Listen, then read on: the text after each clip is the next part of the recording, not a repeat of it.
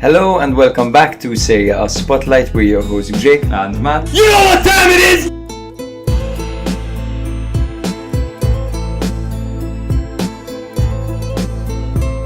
I can't tell you guys enough how much you've been my internal monologue when thinking about football for the last year. Yes, amazing! We get to record while drinking some wine. Jake and I will have a very special soft spot for Salernitana. we love him. We love him. Stop zooming in on Allegri's face, bro. You're gonna make How me are you break. exposing me? Because you're gonna make me break. Man.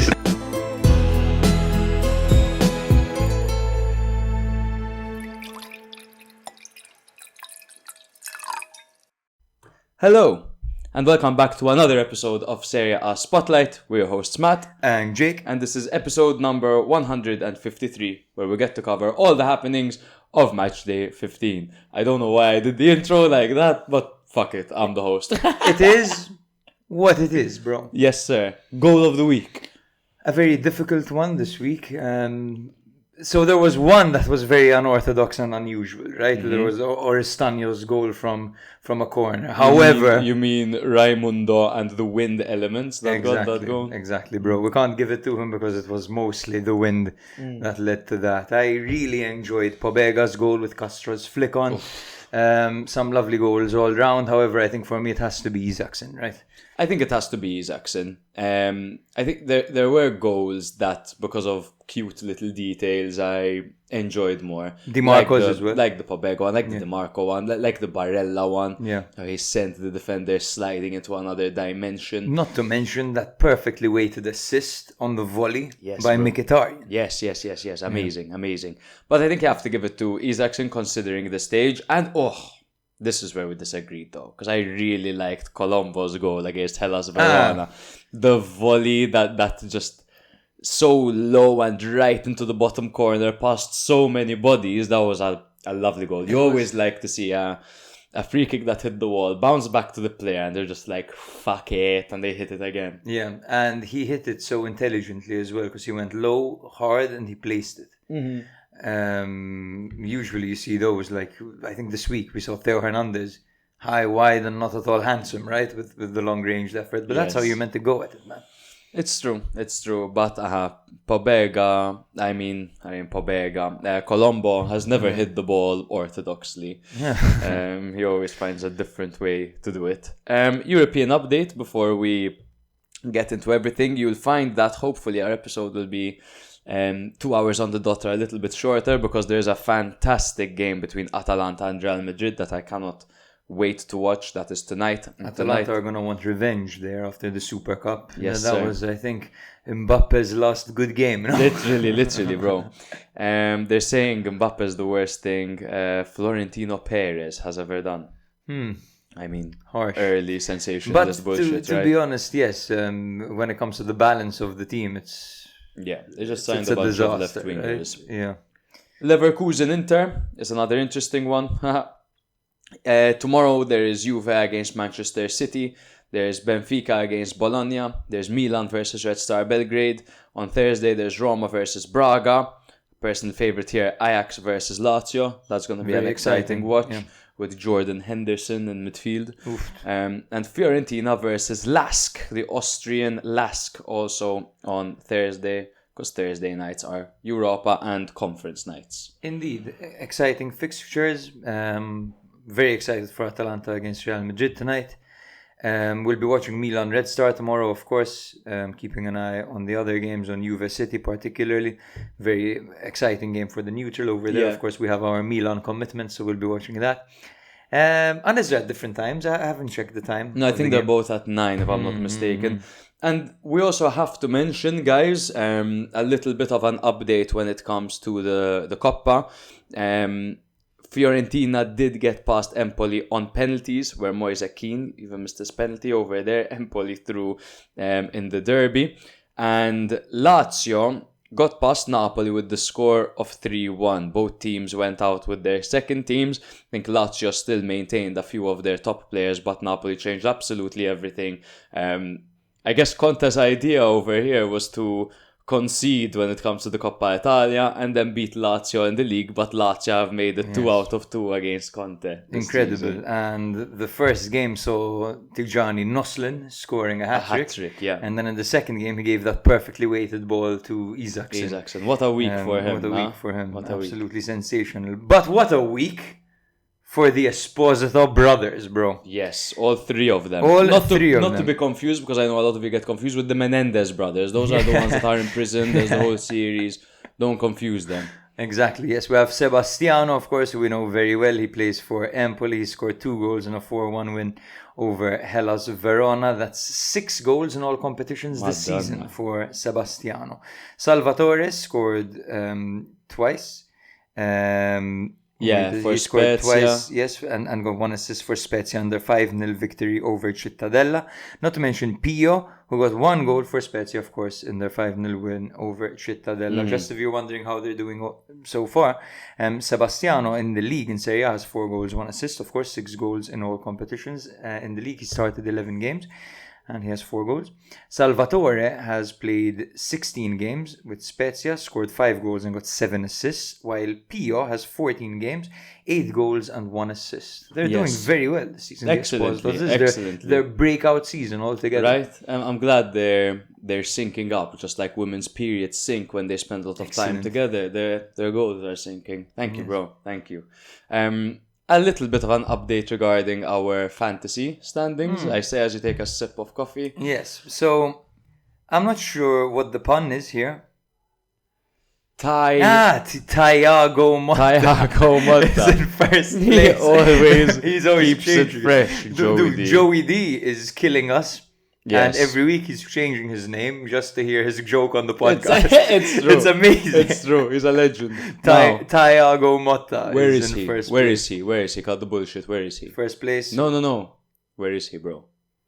What do you mean? Pieter. Pieter. Where is he? He's in third. Oh! Oh, he's not far off. Renegades, of course, in second place. Sidney Laziala, aka David Mastrobattista, in fourth, and Loco for the Choco in fifth. Yes, guys, if you... And I have fallen to the penultimate spot, by the way. Terrible. I'm doing terribly. Am I higher than you? You're higher than me. You don't tell me this during the weekend, so Obviously I can get not. weird. I don't. But I will tell you right now that Gasperini is taller than you. He's not. This is bullshit. This is totally bullshit. factual, brother. No, it's not factual, bro. It's factual. It's totally He true. lies on his dating profile. It can't be, He's bro. not 5'10". I've seen him stand next to Papu Gomez, and he was not 6 inches taller than him, bro. Bro, you are shorter than Gasperini, who we had on our cover as a garden gnome, by the way. He's 5'10". How tall are you? 5'9". But there's no way Gasperini is 5'10". It's It says bullshit. right here, bro. Find a different source. Wikipedia. Come on, bro. Wikipedia. He might be 5'10". I'd beat him in a fight, though. I'd beat the shit out of Gasperini. Well, he is 66 years old. So he's more experienced. You're right, and he's one hell of a manager. If you guys want to be part of this fantasy league and this banter that we have and part of the latest group chat in Serie A history, then become a patron. And obviously also you'll be contributing massively to the podcast. Every single bit of cash that is put into the podcast is reinvested into the podcast, be it in the studio, be it in the equipment, be it in the softwares that we use and the editing tools that we use. So you'll be helping us greatly. If not, we love our followers too. We just love our patrons a little bit more. So if you do want to follow us, we're on all socials, TikTok, Twitter, Facebook, Instagram, YouTube. So subscribe to us over there as well. And we're wherever you get your podcast. So drop us a follow, give us a 5-star rating, show us some love. And if you like what you hear, then DM us. Maybe we can collab. Maybe we can have a chat. Maybe we can FaceTime. Maybe we can fall in love. Maybe we can start a relationship. It would be nice to start a relationship, guys. So please do reach out. Before we get into it, shall we do the rundown? Yes, By the way, yes. no, I think we should announce something. We're going to be abroad next week. Yes. We're going to be in the land of Dennis Mann. Dennis Mann, Mihala, Parma land. Woo! We're going to be in Romania. Woo! Yes, we're going for a cold, fun time. Yes, we're going to go bear hunting. Yes, it's going to be great We're fun. not going bear hunting in case there are like vegans and all We're that. going to go look at Dracula's castle. Yes. Or Friedkin's castle. The Friedkin Castle. Yeah, we'll be going abroad. When we come back, of course, we'll do a catch-up episode to... but just to let you know, basically, that the episode will be late next week. Yes, very late. And it might not even happen. Yes, exactly. It won't happen. It won't happen, but we will post a reaction to the week hopefully in theory, even if it's a bit shorter, but we will put something because I like having an episode for every match. Yes, it's very yes, important. Yes, absolutely. It's But huge. Yes. Gargantuan. Yes, there will be that, and let's get to the rundown, brother. Let's get to the rundown. Let's have a quick sip. Most people will say there's the enemy of the radio. Exactly. What we say is we don't care. Yeah, baby. We'll start things off with, firstly, by the way, the theme was rain and wind everywhere. Okay, so whichever game we mention, rain and wind. Mm-hmm. We'll start things off with the game that put Atalanta into first place. Actually, the first two games that we'll be covering are the game that put Atalanta into first place because Atalanta beat Milan with the score of 2-1. Another win for Atalanta, another win against a top team where they decided not to start Retegui. And again, it was probably the best option as they cruised past Milan. Well, it was a tight affair, but Atalanta got away with an 86th minute Lookman goal to make it 2-1. And then Napoli, after resting their entire squad midweek to be able to get past Lazio at home in the league, they lost 1-0 as Isaacson scored the only goal in the game with a peach of a goal. Yes, 2 notes from these games. Pulisic did go off injured in the Milan game, Atalanta against Milan, and Kvaratskhelia has now apparently suffered an injury as well. Oh wow, okay. Romagnoli too for Lazio. Those are 2 very big players for their teams in the fight for top 4. Absolutely, good point. Inter 3, Parma 1. Fantastic game. Individually for Inter, Mkhitaryan had a great game here. Barella had a great game. Mkhitaryan is exemplary as a football player. They bring in, you remember Benzema at Real, where they kept bringing in these stars to try to displace him and they couldn't. That's what it's seeming like to be as well with Inter and Mkhitaryan. He's just so intelligent, man, and he knows how to use the like little bursts of speed he has left in his later years. Intelligently. He's very intelligent. Yes, he preserves his energy. He was in the right moments. He got 2 assists this game and both were lovely. Yeah, fantastic player. Fantastic player and an absolute workhorse as well. There was a hilarious Darmian own goal towards the end as well that gave Parma their only goal of comical. the game. You see Sommer's reaction. Yeah. He's just like, I can't even look at him. He just looks away from it. Juve hosted Bologna, so Motta essentially invited his ex over for dinner. He got sent off. Juve went 2-0 down, but they did manage to fight their way back due to some intelligent substitutions. And Juve they really turned this game around late on in the game to equalise and make it 2-2. There were brilliant goals by Bologna over here, brilliant goals. The Pobega goal, the Ndoi goal, absolutely amazing game. This was probably my favourite game of the week. What do you make of Ndoi's celebration? The bear, the bear, love it. I like it too. He probably listens and knows we're going to Romania, so he's like, let me do the bear The celebration. bear for the boys. The bear for the boys. Bear for the boys. 3rd goal this season, 3rd goal in 2 matches, actually, for Dan Ndoye. Thank you very much on my Fanta. Fiorentina 1, Cagliari 0. Fiorentina kept it clean, got a goal, decided to. They know what Cagliari are capable of. Cagliari are a team that if you give them a little bit of space, they will attack you. And Fiorentina are one of the few teams that actually managed to keep Cagliari at bay like this. So it's actually a great result. But I really like what I'm seeing from Cagliari this season as well. A lot, they bro. really put up a fight, man. And this game, Makumbu had a massive miss. They could have actually taken the lead against Fiorentina. There you go, man. And it was a really nice bit of play to lead to that Makumbu chance. There you go. It just makes it even more impressive that Fiorentina didn't concede against this Cagliari that put 3 past Milan. Not that that's saying much. The first win for Claudio Ranieri and the first loss for Gianpaolo as Roma beat Lecce 4-1, and this was the kind of victory that Roma needed. Roma desperately needed a victory, and the fact that so many players got on the score sheet, including Pisilli, Salamakers. Back from injury, obviously. Mancini got one. Mancini. Yeah, everyone on their dog scored. And Gaspar did his ACL. Yes, Gaspar did Poor his guy. fucking And he's ACL. their best defender by quite a Jeff lot. Shreves on the case. Jeff Shreves, how's it looking? Well, he's done his ankle there, Clark. He's gone down holding his shoulder. He's going to be in a bit of pain, but he'll be okay. Cheers, Jeff. Verona suck, man. Verona suck. And so Verona have sacked Zanetti. According to Sky, it's not quite official yet. He's done. But apparently they were looking at bringing in Bocchetti back, but then that cooled off, and now it seems that they're going to promote this guy's name down. their under youth 20s team coach. Yeah. coach.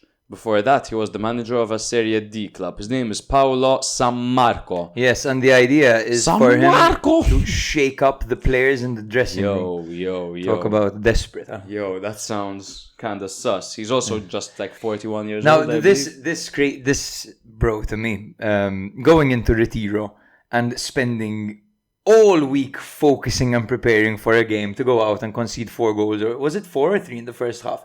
Whatever. They conceded 3 in very quick succession, and each goal was an individual error. Yes, bro. So you see a player lose, I think it was Magnani and then Belayan. They both lost the ball and led to a goal. Do you think that was kind of like, we're fed up of Zanetti?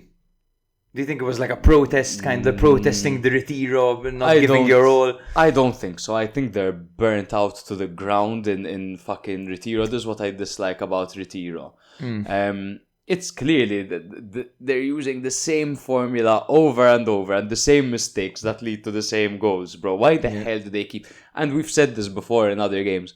Stop trying to build play out of the back with those 3 centre-backs that you have. Ed and fucking Eddie at the back, bro. Like, what are you doing trying to build it out from the back? And a team like Empoli, who are good with the press, good at winning the ball high up the pitch. Yeah. It was never going to be successful, but I think, bro, to answer your question, I'd like to think that there are no teams like that in the league. I don't know. Bro, we've seen players not playing to the manager's requests. I mean, we saw Roma protest the manager. You're telling me that's the best Roma could do under your age? Yeah, that's Empoli also lost Pellegrini, who it's such a shame because his career has been absolutely marred by injuries, and he broke onto the scene at the ripe age of 16 years old. That is ripe. And he was doing really well. And then he went to France for a bit, had a stint over there, came back, even ended up at Milan for a short period of time. But injuries have always disrupted him wherever he's gone. Now he's scored in 3 games back to back, and boom, he's done his ACL, and we won't see him for another 6 months. I know Colombo and Esposito will be licking their lips, but that's terrible news for Empoli and for us who have been enjoying watching Pellegrini. Absolutely, man. He's been a fucking joy, poor guy. Yeah. And the fact that he was starting in a team that have 2 strikers that are out on loan from top clubs like Milan and Inter. They're just going in, just slapping his cock out in the dressing room, telling everyone, have a look. This is my spot. Like, whatever, you get the analogy. Yes. Venezia 2, Como 2. I watched this game and I'm like, they're right. Venice might sink one day. Jesus Christ, what the hell was that weather? How was that game played? Like, man. People are like, the cameraman could have given the lens a wipe or something at one point, dude. At least, like, give it a wipe. Give it a wipe. I didn't see anything, bro. You remember when Belotti scored? What happened? No idea, like ridiculous. So they're like, Venezia had the advantage because of the weather, and the players played like they went drinking before as well. Literally, man. Like, how was that goal even given to Nicolucci? It was Poyampalo's goal. It was Poyampalo's goal for sure. But direct goal scored from a corner. By the way, if there was a team that deserved to win this game, it would be Venezia, who had a goal cancelled for offside because Poyampalo, it was Caviglia at the end again. It was offside by this much. Poyampalo interfering with play. Shut up. It's like really, really incredible. I hate these. I hate Nicolucci has been such a revelation. He really has been. Revelation? Yes, that's the word I was meant to say. Elevator. He's been a real religion. He's been a refrigerator. Nicolucci. He's been a real escalator, Nicolucci Caviglia. Monza took on Udinese and they lost 2-1 at home. Of course they did. Because they suck, to be quite honest. They only won one game this season. It's gone really stale for Monza. Really stale. And They have a lot to talk get rid about. of Nesta today. We have to talk about that. Today they have to sack Nesta. We need to talk about that because it's getting really bad. And it's come to a point now where their entire game plan towards the end of the games. So first they have some intricate passages that hardly ever work. And then at the end they're just kicking the ball upfield to Juric. And he's trying to knock it down. And then they spend like 15 minutes trying to get a goal like that. We said depressing. We said easier games are coming. They had a tough run in earlier. Like an easy game in inverted commas. This is a game where at least get a point, man, against Udinese. Get a fucking point. They hadn't won in like 6 games, Udinese. Now was the time to get something out of a football match, man. It's not enough to just draw to the big boys. You need to beat the guys on your level, unfortunately, for Nesta. So we'll see what happens and how that develops. But I think he'll be at the helm for the next game, for sure. Probably, yeah. Otherwise, would have heard of it probably already. Zanetti hasn't even been fully officially sacked yet. It's just Sky reporting. Hellas haven't put out a statement. That's interesting, huh? Yeah. And so, pinch of salt, boys. We are not journalists. Yes. And Genoa 1-0, Torino 0. What was a boring affair, quite frankly. Torino are another team. So Torino have apparently, so they removed Juric. We used to call Torino missionary because they're a boring Juric team. Yeah. Now they're a boring Vanoli team, bro. Yes. Like they've remained. You know what? Maybe they flip her over to the side sometimes, and that's it. They have sideways sex. Sometimes. I know we'll be checking the explicit button on this one. We forgot to the patrons. Patrons. Shall we do it at the end so we keep the flow going? Yes, let's do it at the guys. end, and we will totally remember.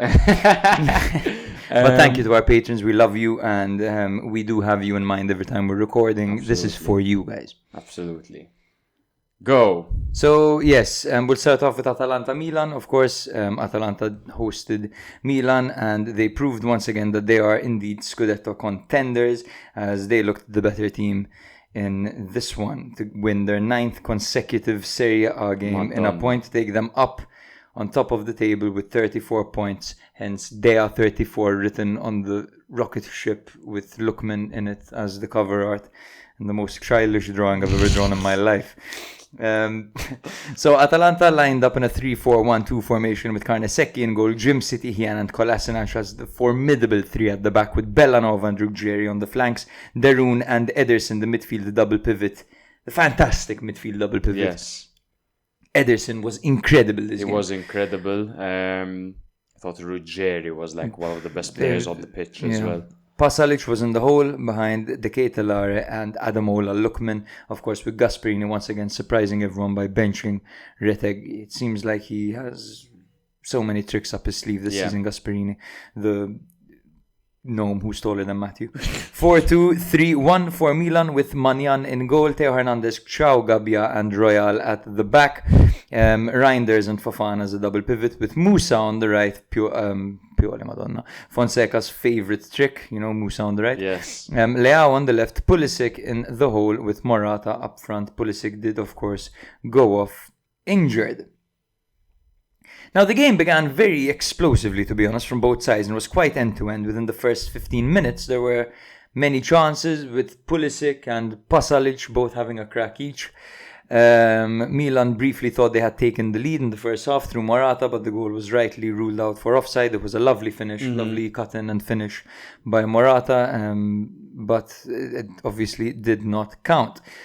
Obviously, Atalanta opened the scoring through De Ketelare. It was a perfect delivery on a corner from Derun to De Ketelare, who towered over Theo Hernandez, who hit the ball powerfully into the back of the net. Of course, Theo appealed for a foul, but the referee La Penna allowed the goal to stand. Now, what do you think of that call, bro? Many people are fuming. Personally, I am not upset. No, what foul? Exactly. What foul? I think Theo does this thing where he plays for the foul. Exactly. And you risk the interpretation of the referee. That's always what you risk. That's it. In a exactly. situation like that. If you are marking a player and the player jumps before you to get the ball, and instead of jumping, you're going to walk into him or step back into him, and you're going to lean forward and make it look like he's fouling you.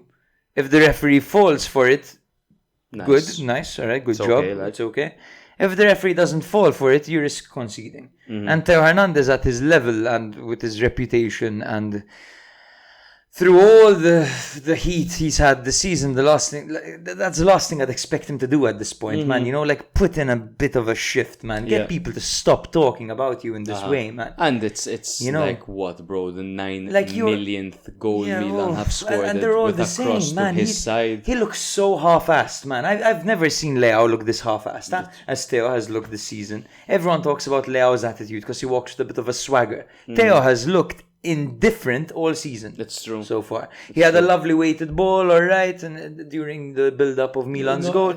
But we're used to better, man. That this isn't good enough. Like, you have defenders who aren't good enough in the air, but it's just boring at this point. It's frustrating. Like, don't lean it, jump, man. It's De Ketelare. When he was at Milan, everyone was laughing at his lack of physicality and grinta and his inability to win duels. He was a fetus at Milan. He was a literal fetus at Milan. Now he's a giant, man. Like, you showed a bit of steroids the womb.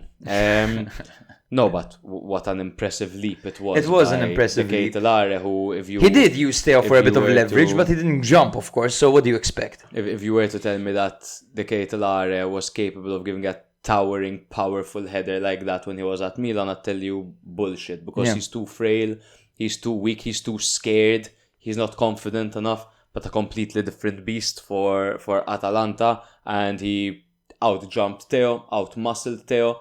Theo looked like a pussy by the end of it, if I'm being quite honest. And It's an area where I know with crosses to the far post, it's hard to always pin the blame on the wing-back. How many times are we going to see it? At what point is Theo going to win one of those? Yes. Moving on to Milan's response. This was Theo Hernandez, of course, who had a vertical ball to release Rafael Leao on the left, who skipped past Bellanova with ease, to be honest. He's so good at that. Of course, Milan took on a more counter-attacking kind of approach, and this did favour Leao in the moments where he was involved, which weren't many, to be honest. Leao looked up, which is huge. Yes, it's something that we're not used to be honest, seeing much of. But recently, he's been picking them out. It's true, he has.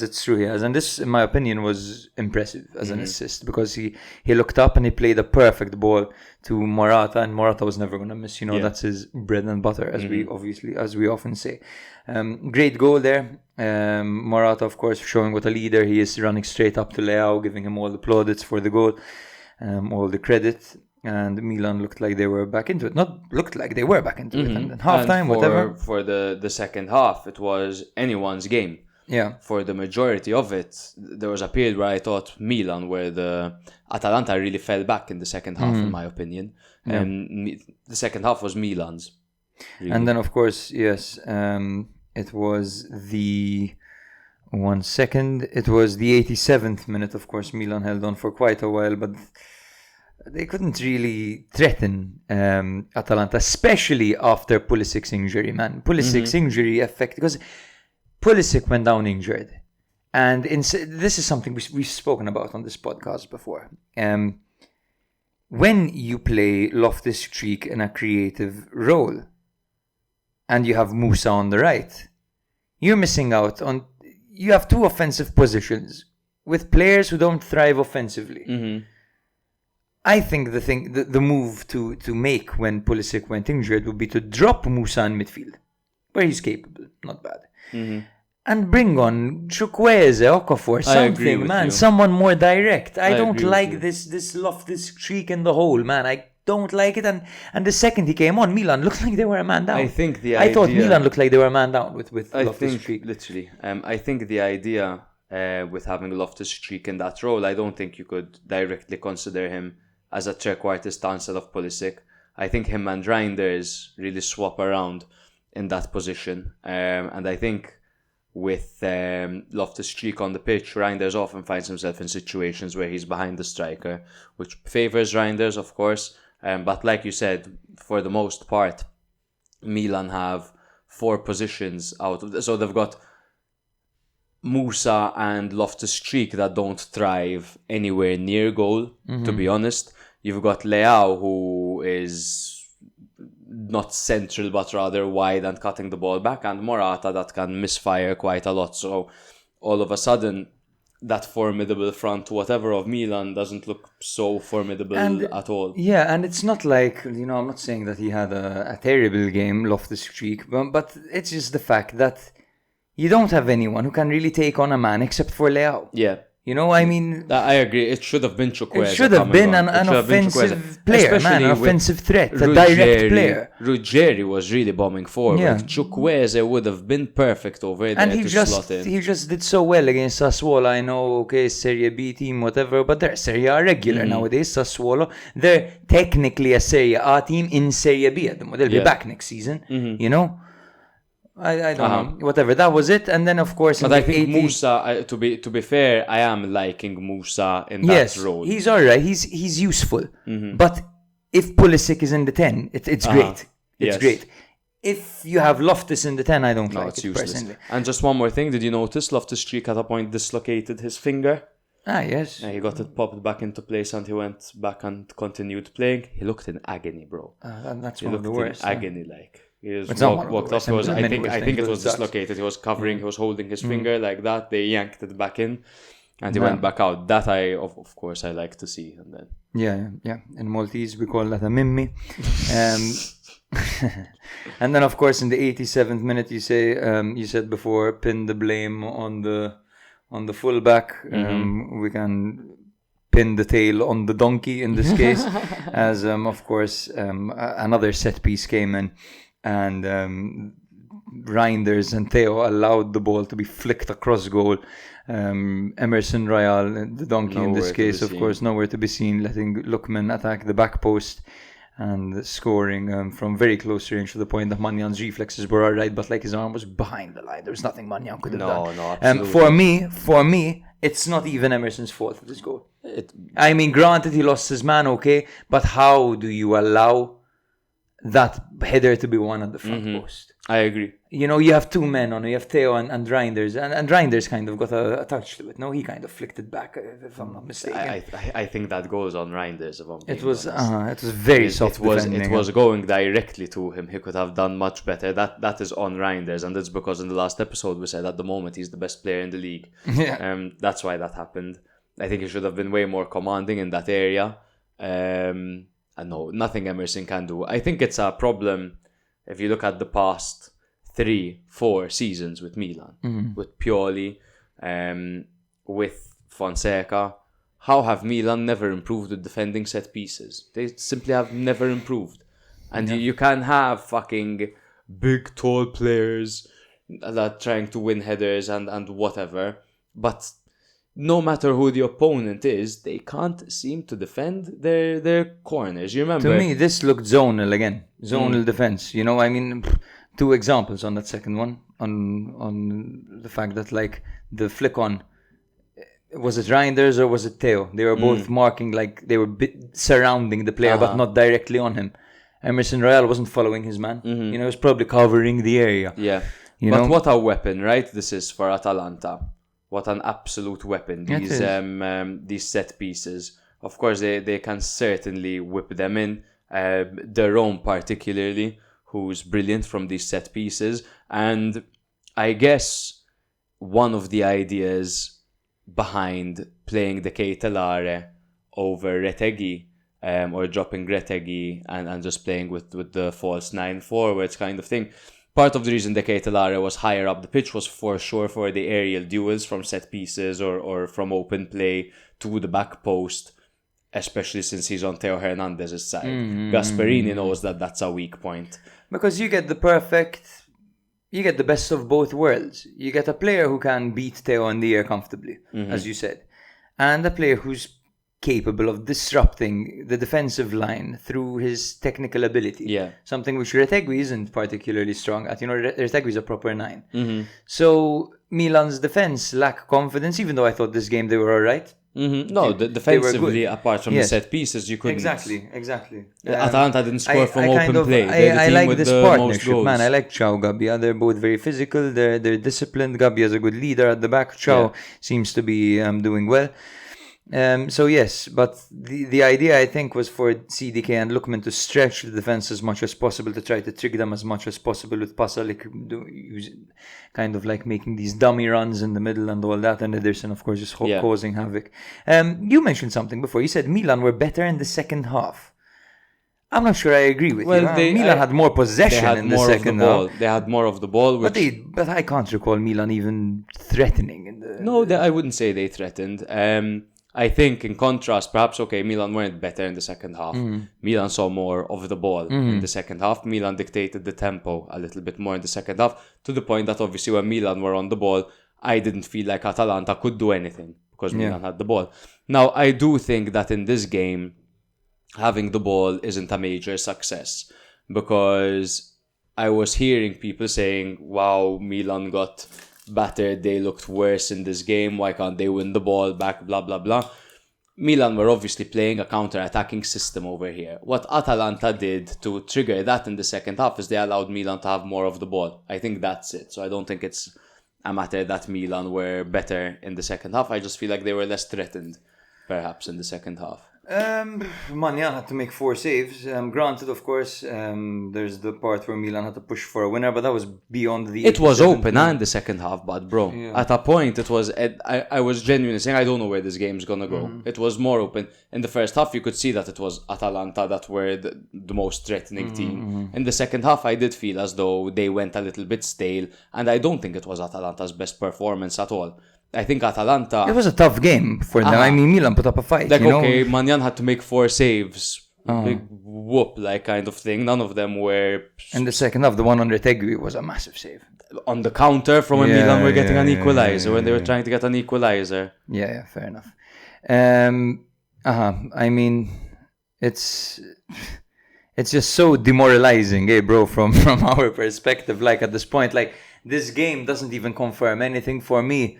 Because everyone's saying, the Scudetto dream is dead. I think Milan had to beat Juve for that to even be up for debate, to be honest with you. So yes, I think fuck the Scudetto dream. Why is everyone talking about the Scudetto? It's top 4 right now. Top 4, man. Yeah. Milan are in serious trouble for top 4.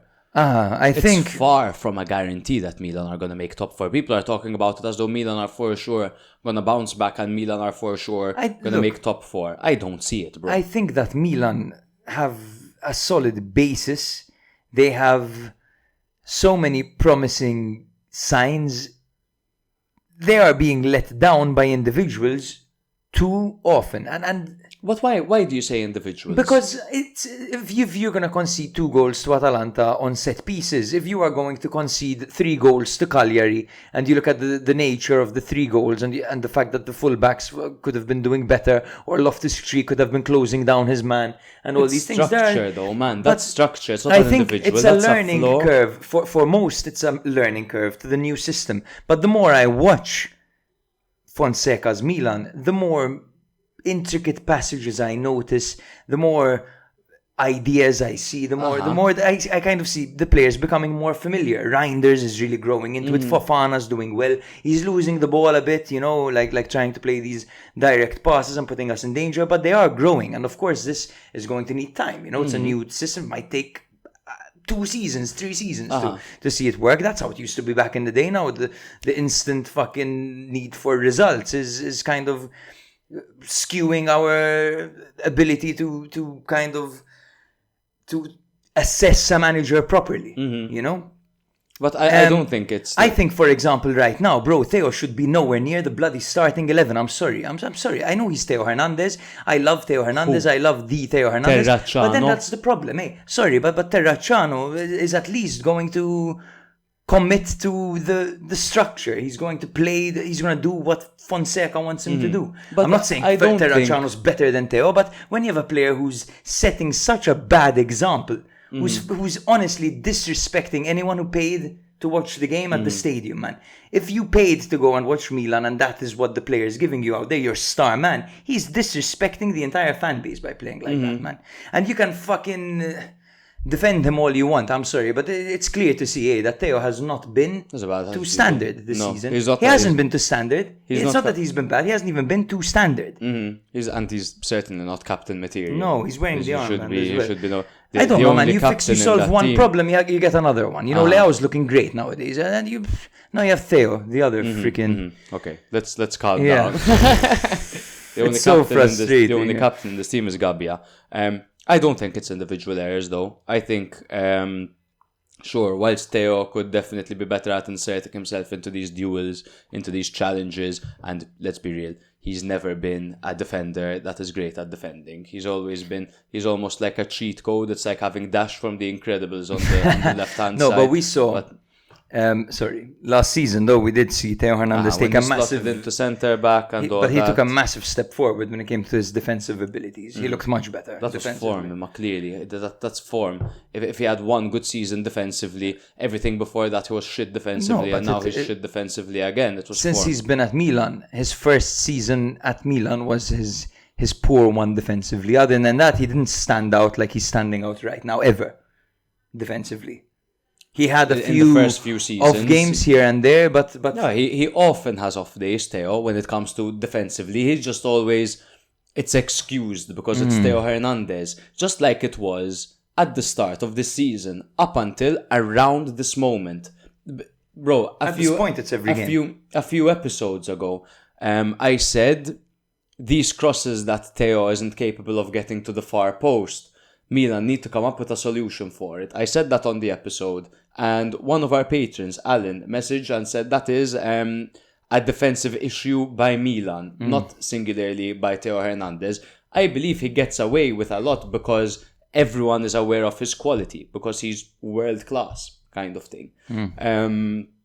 But he's scapegoated for that reason. It's about time that we have a proper look at him and address that defensively he makes the team weaker. And he doesn't, he's a defender that you see him second game against Parma. We're like, no, he didn't manage to run back because he's out of shape. He often starts the season out of shape. No, he doesn't, bro. He's just, he doesn't give a fuck. Calabria didn't manage to make it back because he looked like a fat waiter. But you can't say Theo Hernandez couldn't track back because he ate too much paella in the summer. He's a fucking athlete, man. Or he smoked shisha with fucking Leao in some club in Ibiza. Whatever, man. But all power to Atalanta. Let's keep this because Atalanta are top of the table and they deserve to be there because they're in 3 competitions, man. They're in 3 competitions and they're killing it. They're killing it everywhere they are. And everyone thinks that Napoli are going to win the league, which they might. Of course, they are the favourites to win the league, in my opinion, because they don't have any other competition that they're in now. Napoli. They're out of the Coppa Italia as well. They're probably going to win the league. If Atalanta win the league when balancing Coppa Italia, balancing the league and balancing the Champions League, then they by all means deserve it. And they are the best team offensively in the league by a landslide. They are an exemplary football club. They are by no means favourites for the Scudetto. They remain underliers, they remain dark horses, but boy are they fucking dangerous and boy do they belong there. They are a team that started off the season with a massive defensive crisis that would have seen most teams down in 7th. Literally. However, they managed to remain up there and they are alone in first place at the moment. We can take a look at them. We can say that this has been coming for a very long time. Gasperini has been doing wonders. Their sporting director has been doing wonders. They've been working. Absolutely. It's just the way they operate is fantastic. Listen to this, bro. 2018-2019 season. Atalanta won the Primavera, the Campionato Primavera, right? The Scudetto for the league for the minors, whatever, the young kids.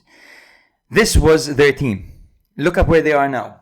All right. So Carnesecchi was. I'm just going to read you actually Carnesecchi was in goal. He's playing for Atalanta.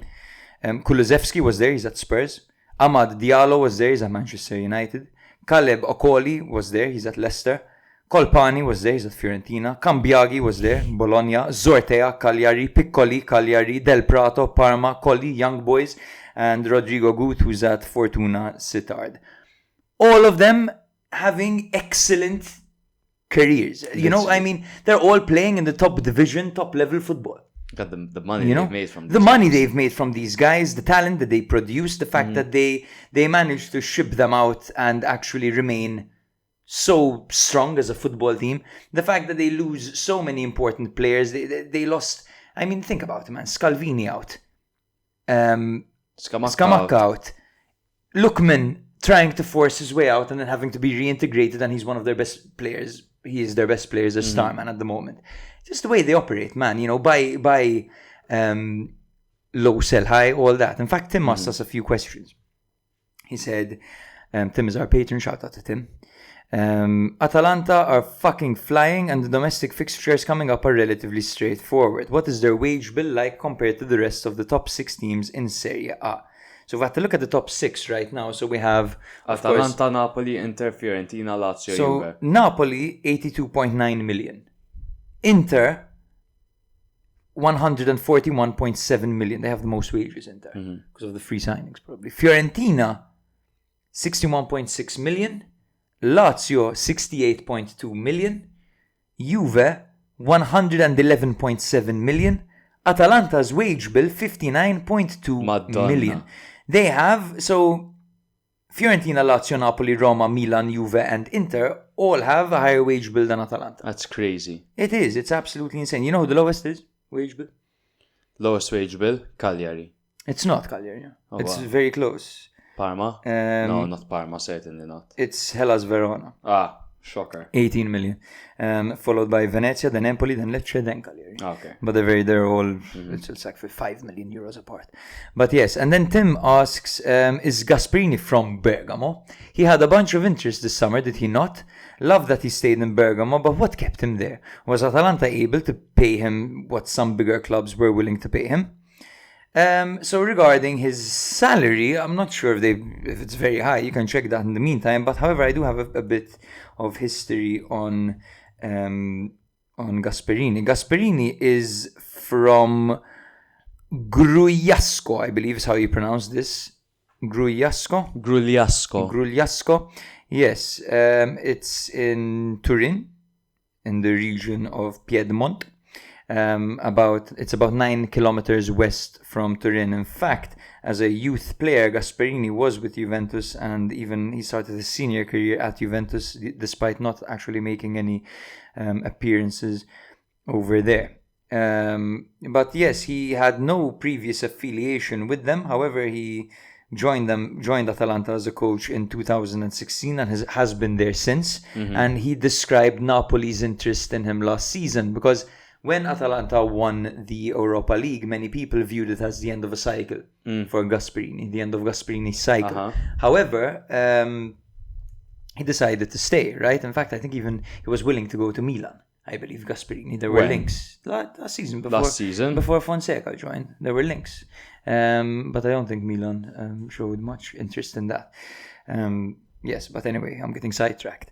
He basically said that it's complicated when Napoli come to sign you. It's like you're married and you speak to a very attractive woman. He said that. He said it's like you're married, but a beautiful woman comes onto you. Gasperini said in an interview, hilariously. But it seems that he's faithful to his wife, Atalanta. There you go. And that's it. He loves Atalanta. And he loves Atalanta. He made this team, you know. He has a sense of pride, I guess. He's connected to the team.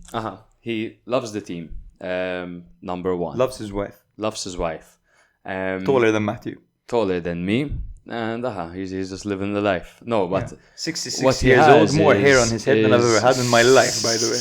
He has a project going on at Atalanta, which he is in charge of. It's Gasperini's project. You go to so many clubs where, imagine you go to Juve, it's Giuntoli. Yeah. You have to deal with Giuntoli. And no matter which club you go to Milan, you have to deal with Zlatan, this and that. And you have to deal with the involvement of certain sporting directors and the involvement of the owners. Gasperini has earned his right to take on all of he has all the creative freedom in the world. People trust his vision. The club trusts his vision. He understands that the club generates young talent left, right, and center. And they're on a project, bro. They're on a project where over the last few seasons, they kept on growing and growing and growing. They stalled a little bit.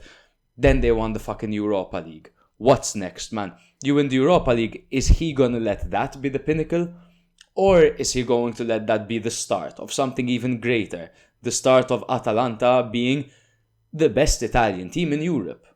Their trajectory, they're there. Honestly, it's them and Inter. They're only going to make more money. Inter is their only kryptonite in the league. Yes, they beat them 4-0, man. That's something Gasperini hasn't figured out yet. Yeah, we should really move on though, yes. bro, because we're almost an hour in already. Yes. I mean, this is Atalanta have gone first. I mean, we need to give them their flowers. You yeah, know? That's true.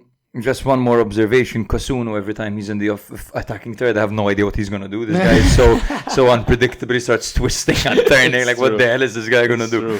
Yes, but other than that, I don't think I have much else to mention other than the fact that this week, Colombo, Salamakers, Pobega, and another Milan player, or former Milan player, all scored. Colombo, Salamakers, Pobega, and who was the other one? Colombo, Salamakers, Pobega. I just put you on the spot here, brother. Literally, bro. What the heck? De Ketelar. Of course it was De Ketelar, yeah, but anyway. So yes, let's just say where they are. Of course, Atalanta in first place with 34 points, the goddess, while Milan are in 7th with 22 points and the game in hand. Mm-hmm. And level on points with Bologna. That's a real 6-pointer, that one. Milan Bologna is going to be. True. It's going to be the limpest of limp games, bro. Literally, bro. That has 2-2 written all over it, man. Madonna, Milan Bologna. And of course, former leaders Napoli, no longer leaders. Conte thought he had it sorted, but Lazio are back to winning ways, and they have 2 consecutive wins against Napoli, both in the Coppa and in Serie A, whilst Napoli's slip-up has cost them first place. So Napoli lined up in their 4-3-3 formation with Meret in goal and a backline of Di Lorenzo, Rahmani, Bongiorno and Oliveira, a midfield trio of McTominay, Lobotka and Anguissa, with Gvara, Lukaku and Politano up front. For Lazio, Baroni's men, it was a 4-2-3-1 formation, Provedel in goal, a backline of Marsic, Hila, Romagnoli and Tavares, a double pivot of Guendouzi and Dele Bashiru, as Rovella was of course suspended, Isaacson, Dia and Zaccani playing behind Tati Castellanos. So Lazio stunned Napoli 1-0 on a rainy night at the Stadio Maradona, marking their second win over Conte's side in 72 hours. Isaacson's spectacular strike in the 79th minute proved decisive following a well-executed counter-attack initiated by Tiani Noslin. Napoli controlled possession for much of the game, with McTominay and Zambo Anguissa both coming close, the latter hitting the post. Dele Bashiru also struck the crossbar earlier in the second half with a powerful strike from distance. It was a gorgeous That would have been, I think, my favorite goal this season so far, bro. Because especially if it would have gone in off the crossbar, it would I have been gasped, bro. He hit that with so much venom, bro. Who did that against Milan in the last game? In Milan's against Milan, someone shot from distance. It's coming back to me, bro. Wait, it was Male. That would have been so Milan, man. Yeah. So yeah, the result pushes Atalanta to top of the table, with Lazio now just 3 points behind the leaders and 1 point behind Napoli.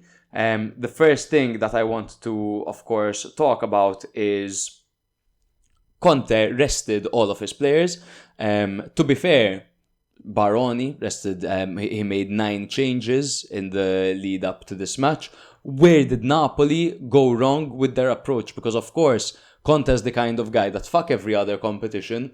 We're all about the league. So where did they go wrong? Where did they overestimate their opponent, perhaps, or underestimate their opponent? So I don't think it's a bad idea, particularly to rest all your players in a Coppa Italia match, especially when your main objective is the league and you've got some decent ground and you're doing quite well and, you know, the confidence levels are quite high. When you play a team twice in a row, it's always complicated. It's always a nightmare because you never know how they're going to approach the second game. At it. You remember that time they played Milan twice in a row? Yeah, fair enough, actually, it's true. I think when it came to the approach to this game, Napoli, I don't think it was particularly bad. I think this game was quite balanced. I think, however, that at the end of the day, it was the fact that Lazio have that bit more individual flair about them. And that if, right now, I think the atmosphere in Lazio is so good in this football team that every player is having so much fun and like they're all so confident. Everyone's getting on the score sheet and things are going so well. And Baroni has really empowered everyone to the point that anyone can become a hero. Yeah. Where Napoli are kind of struggling with that because having a hold-up striker like Lukaku means that the goals need to come from elsewhere. Gvara, And Politano. Gvara has been a little bit quiet this season, man, and now he's out for a month. Better than he was last season, that's for sure. But I mean, their goals are kind of coming from they're sweating to score, and sometimes in these moments and these games when the conditions are against you and you're against a team that's flowing with confidence, I mean, even Delabashir to have that crack, to shoot from there, you need to be full of confidence. I think that was the difference, to be honest, the belief. Well, we mentioned last episode that Napoli have this inability to create chances from open play. In fact, if you look at the top teams, even when Napoli were first, they by no means had anywhere near the most goals scored in the league. I believe they only have 21 at the moment. In this match, they had 3 chances, right? They had McTominay's early chance. That was a good chance, and probably that was their chance. Yeah. Then they had Anguissa from a corner and Gvara from a direct free kick just before the first half ended. 2 of those were from set pieces. Now, what did we say in the last episode? We said that this can bite Napoli in the ass. How sustainable could it be winning game 1-0 after 1-0? Because at some point you're going to concede a goal, and at some point you're not going to be able to score that one goal that you typically find. This time, the difference is McTominay missed the chance. That's it. And Anguissa, if that had gone in, I mean, that was such a narrow miss. Yeah. But you're talking about a Napoli victory. Because there's no way they concede in the 78th after scoring that. You know what I mean? They're so good at shutting up shop. The thing is, Napoli are this system that if they get a goal, a victory is pretty much guaranteed. Yeah. Like, obviously, pinch of salt, it's not always the case, the ball is round, whatever. But, I mean... This game was even, they couldn't get that goal, and then, of course, the fact that the game was still open, it's not like Napoli were committing too many men forward. It was that Tijani Noslin ball that was just so perfectly weighted that it split the defense in half. He absolutely fucked Napoli for 72 hours, man. Exactly. Because they were thinking about him between the games, for sure. And then he goes on that cross-field pass, and I really think that was rehearsed by Lazio. Particularly, firstly, we've seen Lazio shift play from one side to the other very effectively. All right, so they drag the opposition to one side, and then Isaacson always free up there. He's always free, Isaacson, and he's one of the cross-field pass to him. Firstly, Oliveira. Bad defending. Yeah. Bad. In fact, he was a little bit late, wasn't he? Like extremely late. He had 3 seconds to get the ball. To be fair, I think there might have been a miscommunication with the offside trap. No, there wasn't. No. That's a good ball in behind. It was literally the perfect ball, and Oliveira was weak. Oliveira, that's the rain. That if we're gonna be fair to Oliveira, he couldn't decide when to commit because of the rain. This game was always. It wasn't exactly action packed. The conditions were very hard, and that's what favored Lazio. Yes. I'll explain why. It's so the conditions played. Now, obviously, it wasn't Baroni's decision to play Delabashiru instead of Rovella. His hand was forced. He had to play Delabashiru instead of Rovella because Rovella was suspended. However, the conditions and the wet surface definitely made it more physical. And when he came up against Lobotka, time and time again, Delabashiru was getting the better of Lobotka. Just out-muscling him multiple times and creating turnovers, including that time where he hit the crossbar. He won the ball off Lobotka over there. And it was just a pretty much practically flawless performance from Delabashiru all round. He has the talent. He can definitely do it. And to match that, what Delabashiru really did a good job at with those turnovers and whatever was perfect for the style in which Baroni's side approached this game. Where it's like, look, they're going to be home. They're going to want the ball. They're going to want to control it. We're going to sit back. We're going to let them have the ball. And then we're going to rapidly, when we win the ball back, take it down on one wing, transition play, counter-attack down their fucking throats. And that's when our moment's going to come. But especially, we're going to remain within touching distance. Let's not concede early. And you see in the first half, they're like, have the ball. We're going to defend with our lives. Yeah. One more point, by the way, about Lazio's togetherness. This is something I was telling you before we even started recording. So in the Coppa Italia, you don't actually need to have registered players, whereas in Serie A and in European fixtures, you need to register your players, right? Even the guys who aren't registered to play in Serie A and in the Europa League are doing well for Lazio. In their game against Napoli in the Coppa Italia, Hisai had a phenomenal match. Yeah. And he hasn't played for Lazio this season. So that goes to show what a positive vibe there is, and obviously what an outstanding professional Hisai is. You know, I mean, there's a reason why we see him every World Cup, this guy, every international tournament with Albania and all that. But Akpak Pro was on the bench, Bazic was on the bench. These guys were all there, and then they, haven't even played. And how good is it and how refreshing is it? Because when was the last time we saw a United Lazio? It couldn't have been a United Lazio before. Because of the players, because of Luis Alberto. Because there was Luis Alberto. There was Milinkovic-Savic. There was Ciro Immobile. Maybe he should be excluded from this conversation because he was captain fantastic. Even Savic, to be honest, never really. Savic. Yeah, but what you have here, bro, and they had Sarri as well, who is quite a hothead. He is a hothead. He's always stressed and smoking non-stop. What you have here is the complete removal of every single star that they had in their team. And they have a team of humans, this project, these people that are proud to play for Lazio. It was unreachable, it was a goal, it was a dream, and they made it. They're there. With the exception of, for example, Tavares and Guendouzi, who were in the Premier League, and some people view that as a bigger occasion, more money, whatever. But everyone else, if you look at, for example, Tati Castellanos. He has his claim to fame, Castellanos, with those 4 goals against Real Madrid. Fair enough.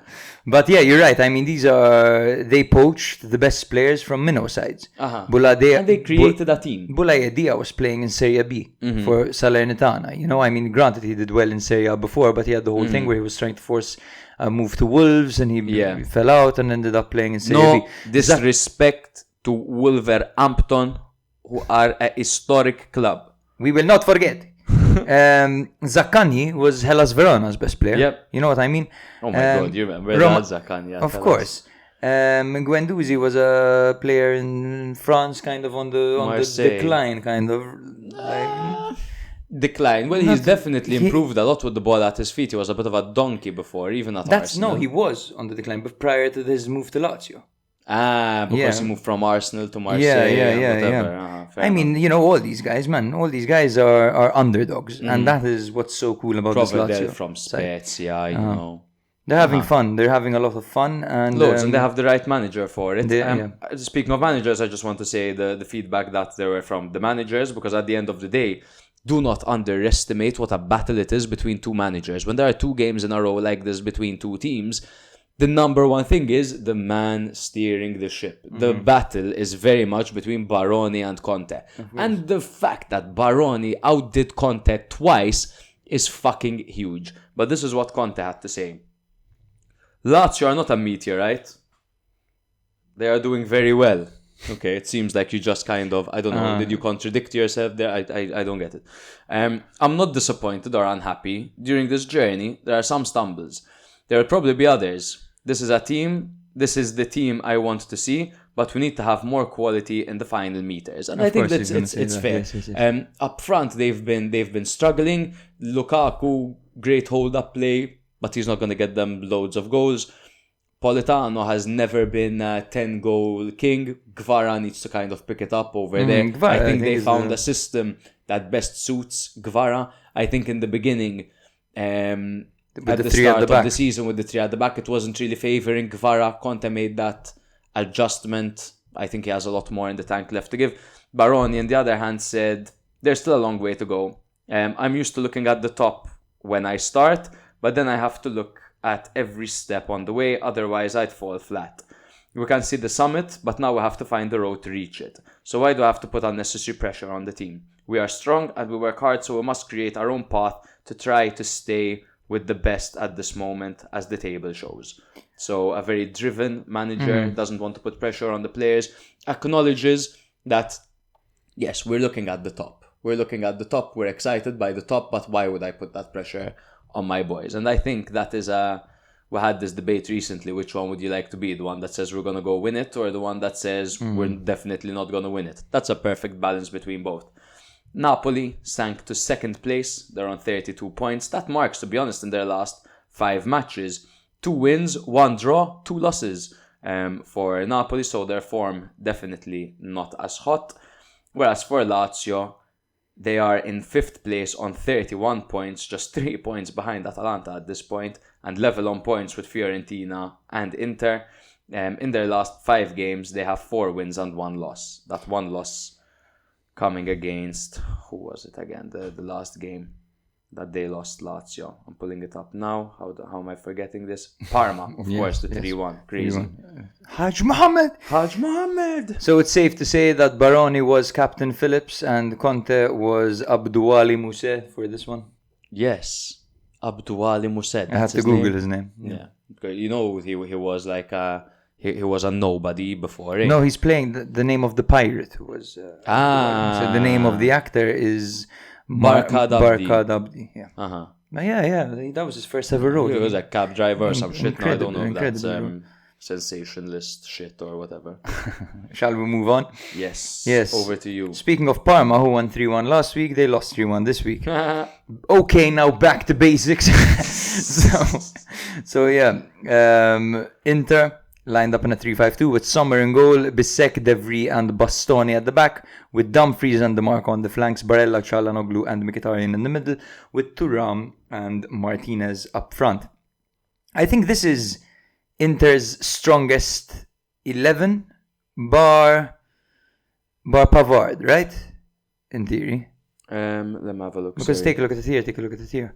Because this looks like the typical Inter. You know what I mean? When you think Inter, this is the team you think of. And it's looked like this for a while as well. Yes. So for Parma, it was a 4-2-3-1 system with Zion Suzuki in goal, Valeri, Del Prato, Baloch and Hainout at the back, with Keita and Som as the double pivot, Dennis Mann on the right, Cancelleri on the left, Mihaila playing behind, and Joan Boni. Now, of course, the goals came through DiMarco, Barella and Thuram. All gorgeous goals, to be honest with you. The first one came in the 40th minute, and this was DiMarco's lovely bit of technique over there. DiMarco doesn't know how to score a simple goal. Yeah. His goals are all bangers. Extraordinary. That little dribble he did just to take to get the ball, to tee it up. It was gorgeous and lovely play with Mkhitaryan over there. Not to mention Barella's goal in the 53rd minute with the perfectly weighted. I know I've been saying this a lot this episode, but this was honestly perfectly weighted. Mkhitaryan with the volley, playing him through on goal. Barella had the composure of a seasoned number 9 to kind of just stop the ball as the defender flew past him. He went to slide to block the shot and he just flew past him. I believe it was Valeri. And that simple little, the like a feint. Yeah. But not like an obvious feint, just like a little... A subtle feint, like a little exactly. To the keeper. And then he just slots it past him. Beautiful goal. That was interrupted with the referee calling it offside, but then of course VAR checked and it wasn't offside. Yeah. And then of course... Nice one, Dork. Yeah, Thuram got a goal off a corner where he kind of had to finish. His body language was awkward, but he managed to kind of angle it. It was almost like Lookman's in the sense there was a flick on and then he was falling it was kind of like, I don't even know how to describe that goal, but it was nice. And then Darmian, of course, in the 81st minute with a comical own goal. Yeah. But that was pretty much it. Inter as dominant as ever, bro, and Barella shining, Mkhitaryan shining, Thuram back to scoring ways, you know. I mean, what is there left to say about Inter? You know, this business as usual for them. It's what you'd expect from Inter at this stage. A win against Parma is expected of them. They once again look for another season, find themselves deep into another title race. They're also juggling multiple competitions, and they seem to be doing it. Before they looked really fatigued in turn, and I'm sure there are going to be times later on in the season where they are going to look fatigued again. They have an aging squad, everyone knows that, and perhaps they don't have some perfect replacements. But the players they're being linked with, man, are very Marotta-esque. People are talking about Verratti, they're talking about Van Dijk, man, all these names. Van Dijk. Where are they they're going to talking pay about. Van Dijk's wages? What's this? Bro. Van Dijk. Honestly, probably he'll come out and say it's been my dream since I was a child. I'm taking a pay cut. No way they won't land Van Dijk. We'll see. I mean, why not, honestly? I mean, if you are passionate about defending and you're a pure defender and you're in your mid to late 20s, you grew up watching Italian defenders as being the best ones and you must have idolized them. So there has to be a certain affinity and a certain desire to play in the Italian league. No, for most defenders, I think. Fair enough. But yes, the one negative that we can take from this game for Inter, while it's all green, 3-2-1, Lautaro Martinez. Yes, he is hasn't looking just- a little bit better physically. However, he's very wasteful, man. He's very wasteful. And please hit me with some statistics from this one, brother. So, I mean, he had one shot on target. Because he and missed 3 good chances. 2 of them off target, 1 of them on target. The other was on target, straight at the keeper. Now, where is it? I want to see his touches. 28 touches in this game. He's typically way more involved especially when Inter have the lion's share of possession. And I think it's... Well, I'm not going to say it's concerning because we've seen Lautaro have moments like this come with like halfway through the season. I've seen these spells from him. But it's been quite consistent and I'd like to know how many goals he has this season. And in fact, I'm going to... Not many, bro. If I had to guess, 1 or 2. No, I think a little bit more than that. No, 5. Is that 5 in all competitions? In all competitions, well, he has 1 goal in the Champions League and 1 assist, and he has 5 goals, 3 assists in the league. 5 goals, I don't remember any of them. Very forgettable goals by Lautaro Martinez, apparently. But yes, that's not technically bad. The only concerning thing is the fact that he looks so poor in front of goal, while everyone else is ticking and while everyone else is on form. This is his time to kind of get his form and his confidence up when everything is going well, because if things aren't going well for Inter and their strikers struggling like that, he'll stick out like a sore thumb. So, this is where he got his goals. Please. Venezia, Empoli, 2 against Udinese, and 1 against Roma. There we go. 1-0 win. Against So the all relegation bottom half teams. Yeah, exactly. No, but yes. Lautaro Martinez needs to rediscover his form, rather.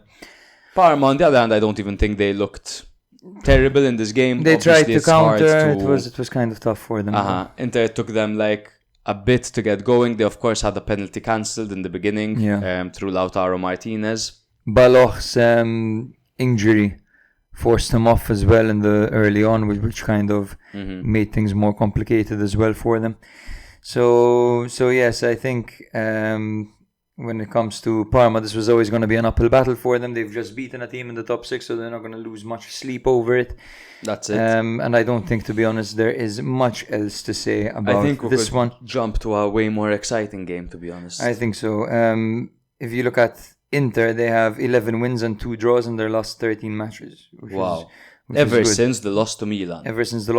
My God, they're gonna fuck Milan in the next derby, bro. We'll see. They're gonna destroy them. Some time left before that. Hopefully Milan can iron out some quirks, let's just call them that. Yeah. Where do they stand in the table, you may ask me? And of course, I am going to answer you. So Inter are in 3rd place with 31 points, while Parma are in 13th with 15 points. Juve 2, Bologna 2. Ooh. Juve had to fight back from a... One sec, let me full screen this shit. Juve had to fight back from a 2-0 deficit in their own stadium, as Motta's first match against his former employers nearly ended in disaster, as he was sent off moments before Bologna got their second goal of the match. It was a 4-2-3-1 formation for his men. Perin in goal, backline of Cambiaso, Kalulu, Gatti and Danilo, Fagioli and Locatelli in the double pivot, Way out on the left, Conce's out on the right, and Coop Miners playing behind Vlahovic, who is back after a short spell, sidelined due to injury. Bologna lined up also in a 4-2-3-1 formation, Skorupski in goal, a backline of Emil Holm, Beukema, Lukumi and Miranda, Freuler and Pobega on the pivot with Dan Ndoye out on the right, Dominguez out on the left as Orsolini is currently injured, and Odgaard playing behind Castro. Now Juve suffered an immediate blow as Cambiaso injured his ankle just 6 minutes into the game after blocking a powerful shot from Dan Ndoye. Cambiaso was subbed off for Rui, and that just adds. The second they get Vlahovic back, they lose their most creative player on the pitch. That is one way to get injured. Huh? Bro, Alan Smith broke his leg blocking a John Arne Riise shot once. But that's John Arne Riise, not John Dan Arne. Ndoye. I mean, Dan Ndoye can hit them, though. You know, He can hit them. He's been learning from Orsolini. I have theories. Or are you done? Are you not done? I'm not done. I haven't even started. Sorry, go. We'll do things bit by bit. Okay. No, go ahead. I just want, yes, because Cambiaso's injury, as you said, set the stage for this loss, man. Yes. If you look at last episode, we said that to neutralize Juve, neutralizing Cambiaso is the most important thing, because he's their playmaker at the back. Mm-hmm. And Juve this game really struggled against Bologna's press, and Cambiaso would have been the perfect tool to play out from the press, and they lost him, and they brought on a player who doesn't look like he's ready for this level at all. No. Rui, not his fault, of course. He's still very young. He's from the what do you call them? Next gen squad. That's it. So yes, not to mention this game, Motta opted for Perin instead of Di Gregorio, who was much worse with the ball at his feet. Yeah. And the fact that Locatelli had an off game, and what's his name in the middle didn't start. He was rested, Kefren Thuram. And Thuram is very good at bursting past the press, just working his way out of the press. And that's where Bologna won the game. Well, they didn't win the game. That's where Bologna found most of their success. With the press, Juve simply couldn't cope. In fact, my first point is Bologna began with high pressing, unsettling Juve's build-up play. They created the better chances, particularly through Ndoye, who hit the post before finding the breakthrough with a powerful shot into the roof of the net in the 30th minute. Vicious striker. Absolutely vicious. Amazing Rabid. finish. That's the finish of a confident man. And I'd like to see him, fucking beast. I'd like to see him take this energy to the Swiss team. Because... Yeah, the decent Euros. Huh? Yeah, the decent Euros, yes. But he could really be a star for them. Switzerland are already good as is, man. And with an on-form Dan Ndoye, it would be excellent. Yeah, it's true. They could do with an informed Dan Umana. Shout out to Daniel Umana. Looks like him. He does. He does look like him. For those of you listening, he's a Maltese figure that is prominent. I never thought we'd shout out Daniel Umana. Now we bring him on. We're joined by Dan Ndoye. It's Daniel Umana. That's hilarious. At halftime, Juve fans actually booed the team. Finally, how long does it take for Juve fans to start turning against the players, turning against the team? I think the boos weren't directed at the players per se. I mean, yes, it wasn't a very inspiring performance. It was aimed at the team. But the frustration is on a higher level, I think. When you look at the fact that for every game, Motta's choosing between 14 outfield players, it doesn't quite help, does it? But so what are they booing? As in they're booing the team. Juntally. They're booing the situation. They're booing these injuries. Yeah. Boo! Mother Nature keeps hurting our guys. No, Boo! The team wasn't prepared as effectively or as efficiently as we thought it would, man. And there are gaps that have really been highlighted through unfortunate events, granted, but there shouldn't be this many youth players in this. I think the fans are frustrated with the team, to be honest. I think they were so hyped for the season, and it hasn't gone the way that they wanted it to, and they're finally And Juve fans are kind of notorious for that as well, no? Yeah. I think it's directed towards the team. Motta, the players, the team, the coach, the management, everyone. Yes, Fuck fair it, enough, fair enough. Motta was sent off early into the second half after dissent towards the referee, and he was warned earlier. And at the end of the game, Motta basically said he was right to send me off. He told me, I told him to go to hell, and he sent me off. To go to hell, I think. No. Apparently, he told the referee said at the end of the game as well. Like, why you sent Motta off? Like, I told him to stop, man. Then he told me to go to hell. Imagine you get sent off. Well, at least say something hurt. But in Italian, probably, or in Italy, telling someone to go to hell is like something huge. It's like telling a Maltese person something about their mother. Or I guess, I don't know, man. I'm not Italian, Allah. Your mother is. But this seems to energize Bologna, the fact that Motta was sent off. I don't know if it did something psychologically, the fact that they have that affinity with Motta, the fact that they were disregarded completely as any type of contenders for Europe this season because they lost Motta, they lost Calafiori. They're like, we lost a bunch of the glitter on top of this fucking unit of a team, and everyone counted us out. Boom!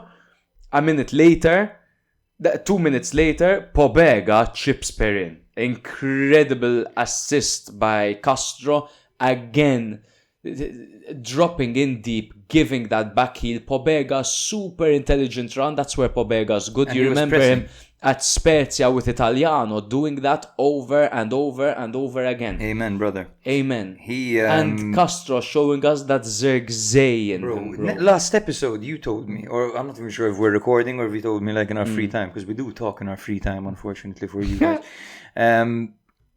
You mentioned that the perfect Lautaro replacement would be Castro, right? I'm not being crazy. That wasn't on the podcast. That wasn't I on the told you podcast. I'm going to Bro, say he's it been on the linked. podcast. Can you believe it? That's insane. Why the fuck didn't I say it on the podcast, man?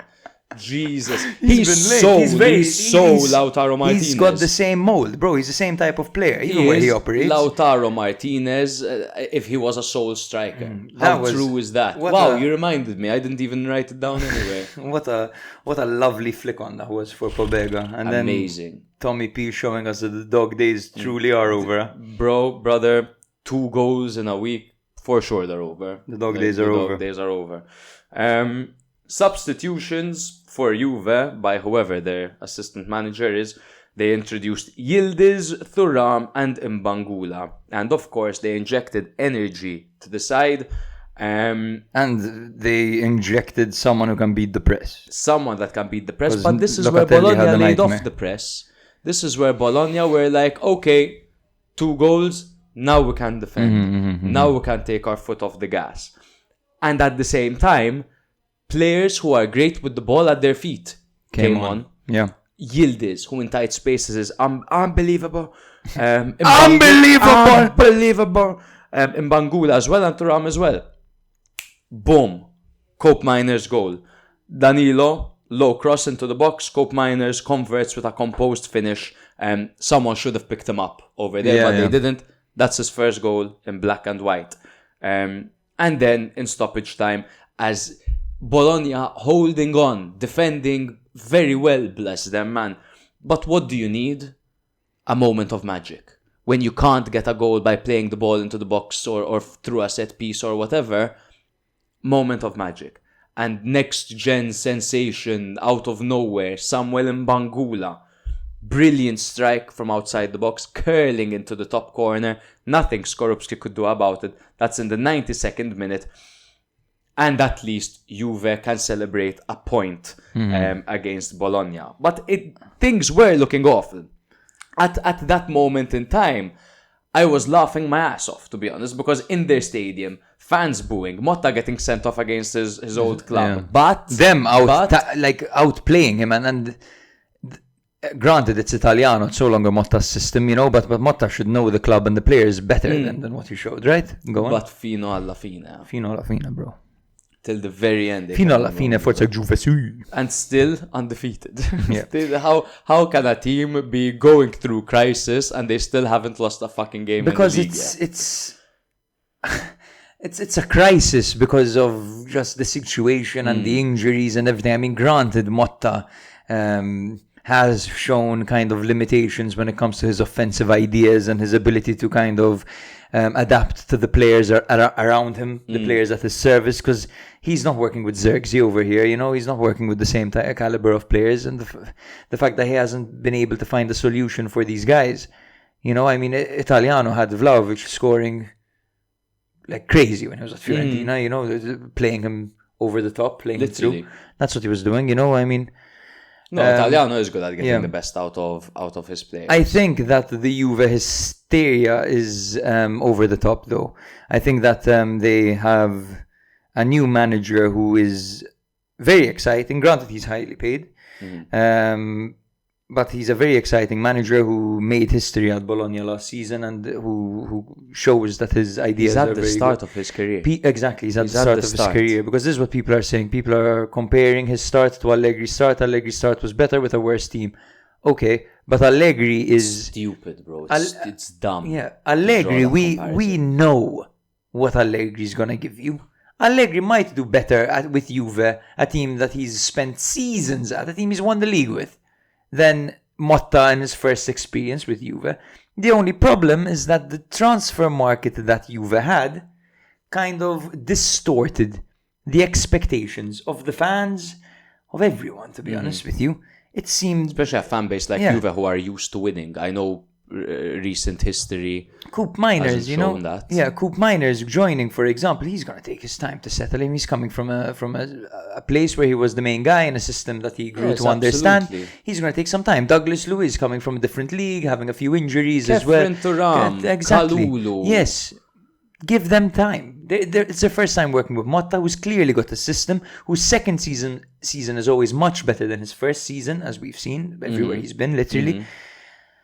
Yeah, I think Juve fans need to be a little bit more patient. In the summer, in the winter market, I think Giuntoli as well needs to obviously fix the team a bit. They did well to get rid of Deadweight, but I think they went a bit too hard, man. I think Giuntoli would notice that he made a bit of a mistake over there. Not a mistake. I still think it's no one expects to have those injuries.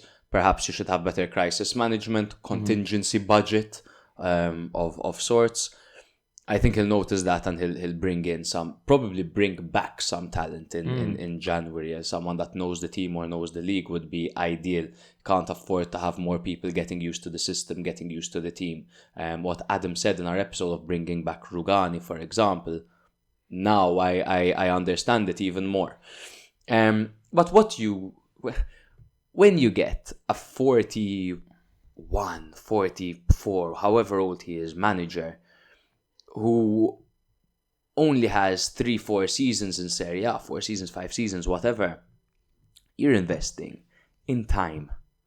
You understand that the peak of the manager is not here. Yeah. The chances of this guy finding his peak at your club are high.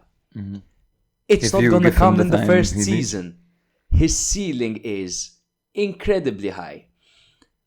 You have Floyd Mayweather at 50 years of age, who notorious for defensive play, could often be boring, but he can scrape out wins. In fact, he has a good record, but now he's fallen stale, whatever.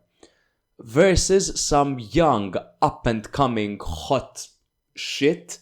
That is exciting. That is explosive. That is getting results. Yeah. It's the difference between, just to adapt it to a football analogy, Milan signing Morata and Milan signing Xerxes. Exactly. Yeah. Exactly. You're gonna compare the starts that they would have to a season. It's not about the start, man. When you buy someone young, you're investing in, hopefully, if they do well, 8 years, 10 years. That's how you judge a young investment. You can't just say, but Allegri in his last season had the same results. So, fucking good for Motta that he got the same results as Allegri. Same results as someone that had been at the club. He spent a total of 10 years at the club. Awesome. He's already there. Now what's he going to do in the second half of the season? When the players get to know each other better. Yeah. There are still expectations, of course. There will always be expectations. There are goals. You look at the fact that football is a business. you can't afford to drop out of European competitions, for example, especially Champions League. It's a massive hit for Italian clubs, right? You need to qualify for that. So there is still a lot of pressure for Motta to perform. You know, the season can't go terribly. No. Because then he will get the sack. They haven't even had a loss yet. That's it. That's it. They haven't lost a game in the league. You know what's concerning, bro? 9 draws is mental. Yeah. 9 draws in 15 They're games Udinese. is fucking crazy, man. What's the difference between them and Udinese? Yeah. That's the thing. Let's not forget. They have an incredibly young team. With the manager, with the players, everyone is fucking young. What do you get with more experienced players like Inter have? They know how to win games. They're experienced. Yeah. They know how to get that extra chance from the referee, that extra corner, that extra throw-in, whatever, that extra red card, yellow card, whatever, that's gonna help them win the game. That offside trap, whatever, experience. They don't have yet that cutting edge of how to win a game. So they've had opportunities to win games and they haven't. They put 4 past Inter and they didn't fucking beat them. You know what I mean? They just lack that bit of extra experience. It's a very fucking young team, man. A very young team. Yes. And it's a little bit different, for example, to Milan's situation, Milan have superstars, you know, in their team. Juve have the highest earning striker in the league. But you can't really, I mean, they're not really proven superstars at Juve, at least. I think that's they're what all new. Colt Everything Miners is new. Supposed to be. Yes, but he's new. And He's a Luis, superstar at Atalanta, you know? Yeah. So this is a young team. It's a long-term project. I think that they will come good eventually. Be it this season, be it next. Yes, sir. I agree. Let's move on. Juve are in 6th place on 27 points. Whereas Bologna are in 8th place on 22 points. With a game in hand, of course. The one against Milan. Fiorentina hosted Cagliari and they won 1-0. Their squad, their lineup was a 4-2-3-1 formation with De Gea on goal, Dodo, Comuzzo, Ranieri and Gosens at the back, Cataldi and Yacine the Dream in the middle, with Giorgio Econe on the right, Rick Sotil on the left, Beltran playing behind, Kwame. You mean Yacine Beckham? Yacine Beckham, yes. No, Beckham Guti, we're going to start calling him. Yacine Guti, you mean? No. Okay. Beckham Guti. Okay, that's his name. Because he's Beckham and Guti infused into one, bro. That's Zinedine Beckham Guti. We're lame today. Zinedine Beckham Gutidona. There we go. 4-2-3-1 for Cagliari with Alan Sherry in goal. Obert, Luperto, Mina and Zappa at the back with Makumbu and Marin in the pivot. Augello on the left. Zorteo on the right. And Viola playing behind Piccoli. Of course, if you look at the team, it has all the makings of a 3 at the back formation as well, with Augello as a wide player, and that was most of the time what we saw in action. Yes, sir. So yes, the goal came from Cataldi in the 24th minute, and he celebrated. Of course, he did a nice gesture, as we said, putting up the number 4. 1, 2, 3, 4. I told you so. And saying, I told so. you so. Exactly. Te l'avevo detto. Oh my God, that's an update we should have given earlier, huh? But Bove needing a he opted for a temporary one for now, defibrillator. temporary defibrillator. So then he can decide if he wants to make it permanent or remove it. Okay. I hope he doesn't rush any health decisions based on getting back to play football and whatever. He can play with a defibrillator. Just not in Italy. Just not in Italy and not for the national team. And however, I'm not sure if opting against it will screw him in his medicals. You know? Because I can't imagine. It's a tough situation. Yes, man. it is. So Tough we'll see. situation. I'm not a doctor. Prioritize life, his not health. the game. Yes, exactly. And Eriksen, you know, after his episode, he's been playing consistently in the Premier League, the most physical league in the world. Yeah. So yeah, if you can do it there, Bove can too. Yeah. But yes, this win actually brought Fiorentina level on points with Inter in Serie A, with a game in hand. Cagliari had a very strong second half push. They missed quite a few opportunities. They actually held their own in this game. But Fiorentina are becoming expert at winning. They're becoming experts at winning. Yeah. You know, they hardly ever lost, bro, this season. They lost one game, what? Fiorentina. Yeah, one loss. One game. One loss. Yes. So they're doing very well. They're another team that really they took their time to kind of get going, to get the wins started, but now they've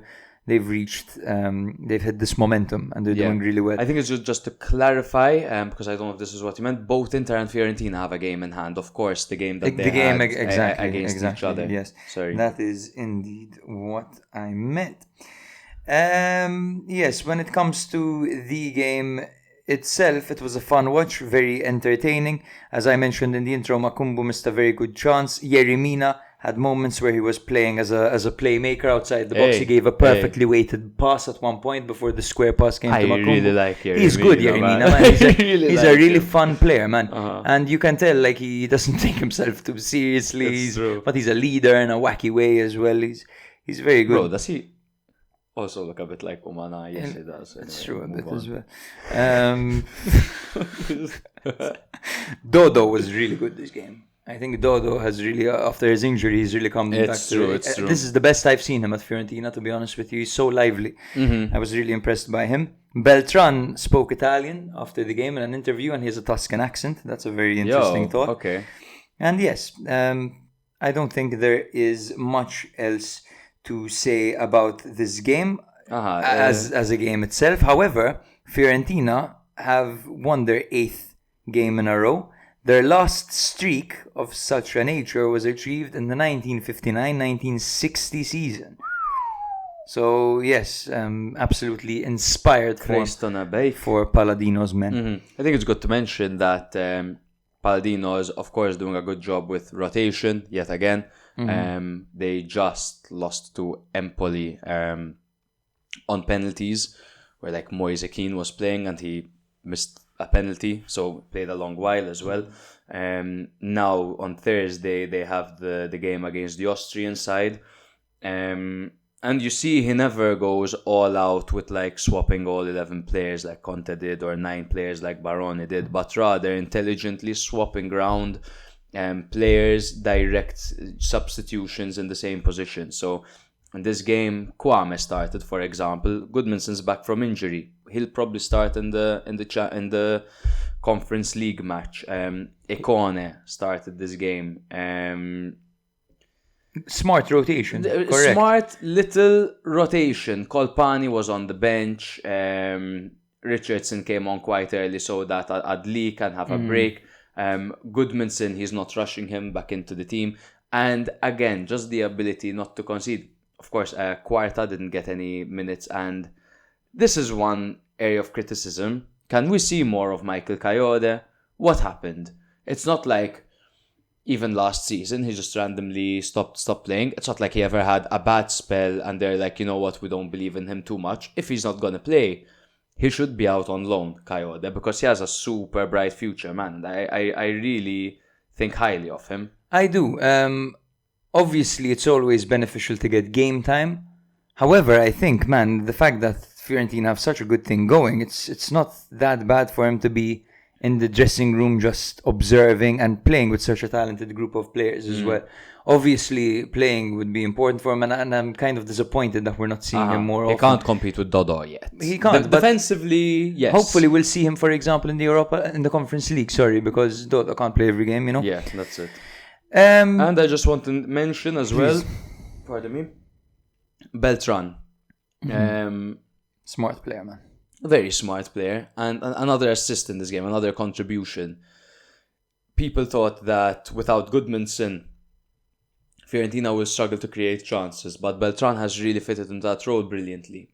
Time and time again, he just keeps on contributing. I believe this is his 3rd game in a row with a goal contribution. So more of that, Beltran. Exactly. Cagliari they grew into the game. They did the usual thing, the Ranieri tactic of bringing in Luvumbo to try to cause some havoc. And Luvumbo causes so many problems when he comes on. Of course, something that we always highlight. But it wasn't enough. Of course, Fiorentina led by Comuzzo, bro. Comuzzo's 19 and he plays I'm tired of saying it, man, but he's so imposing as a centre back. He's he's not timid whatsoever. He's a bulldog. Monster. It's true, he's a monster, man. To keep out Pongracic from the team, like, it's very impressive. From young defenders Fearlessness. often with young defenders, typically they don't insert themselves yes, and they exactly. back up, and they overanalyze when they can go in for that tackle. We saw that with Simic when he was starting off at Milan, for example. Comuzzo's all up in your grill, G. He's always all up in your grill, and he has really good. Like Gabbia does this really well. He knows when to press. He knows when to go for the interception. He knows when to hold back. To have that at 19 is fucking crazy, bro. Is crazy. It is crazy. To have that and his physical ability at the same time, he can be on a whole different level for Italian centre backs. Absolutely. Because he already, Comuzzo, deserves a call up to the national team. And he's 19 years old. Genuinely, he deserves it, bro. He's Honestly. among the best Italian centre backs. Yes, and might as well get him used to that environment. Luca Ranieri, honestly, might even deserve one himself. King. I mean, they're Il King, dog. Doc. Yeah, they're doing great things. Let's move on from this game, though. Fiorentina are in 4th place with 31 points, while Cagliari are in 15th with 14 points, 2 points ahead of Hellas Verona. But when you look at the teams, man, Cagliari's defense compared to Verona's is just so much better. I know, bro. You look at Luperto and Jereminas partnership compared to what did you call them? Yeah, Yes. absolute levels to this game. Literally. They're Zanetti, and who has the second most goals conceded? Como? Venezia. No, Como. I've conceded more than Venezia, Como, yeah. The Canker Sisters. The Canker Sisters, okay. Roma 4, Lecce 1. First win for Ranieri, and the first loss for Giampaolo. 3-4-1-2 formation for Ranieri. Villar in goal, backline of Indica, Hummels and Mancini. Hummels, it's so good to see Hummels starting now and playing so well. And playing so, he was obviously gonna play well. Yeah. You saw him last season. It's not a joke. He was top 5 centre backs in the world last season.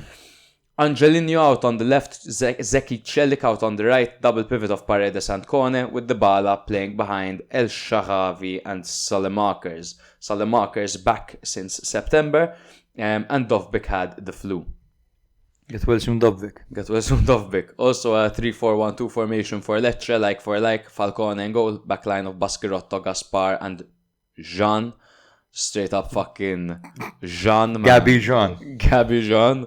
Yeah, his first name is Gabi. Jean.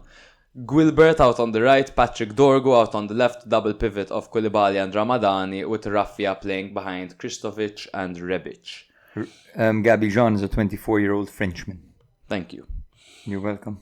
He was bought from a team called Annecy.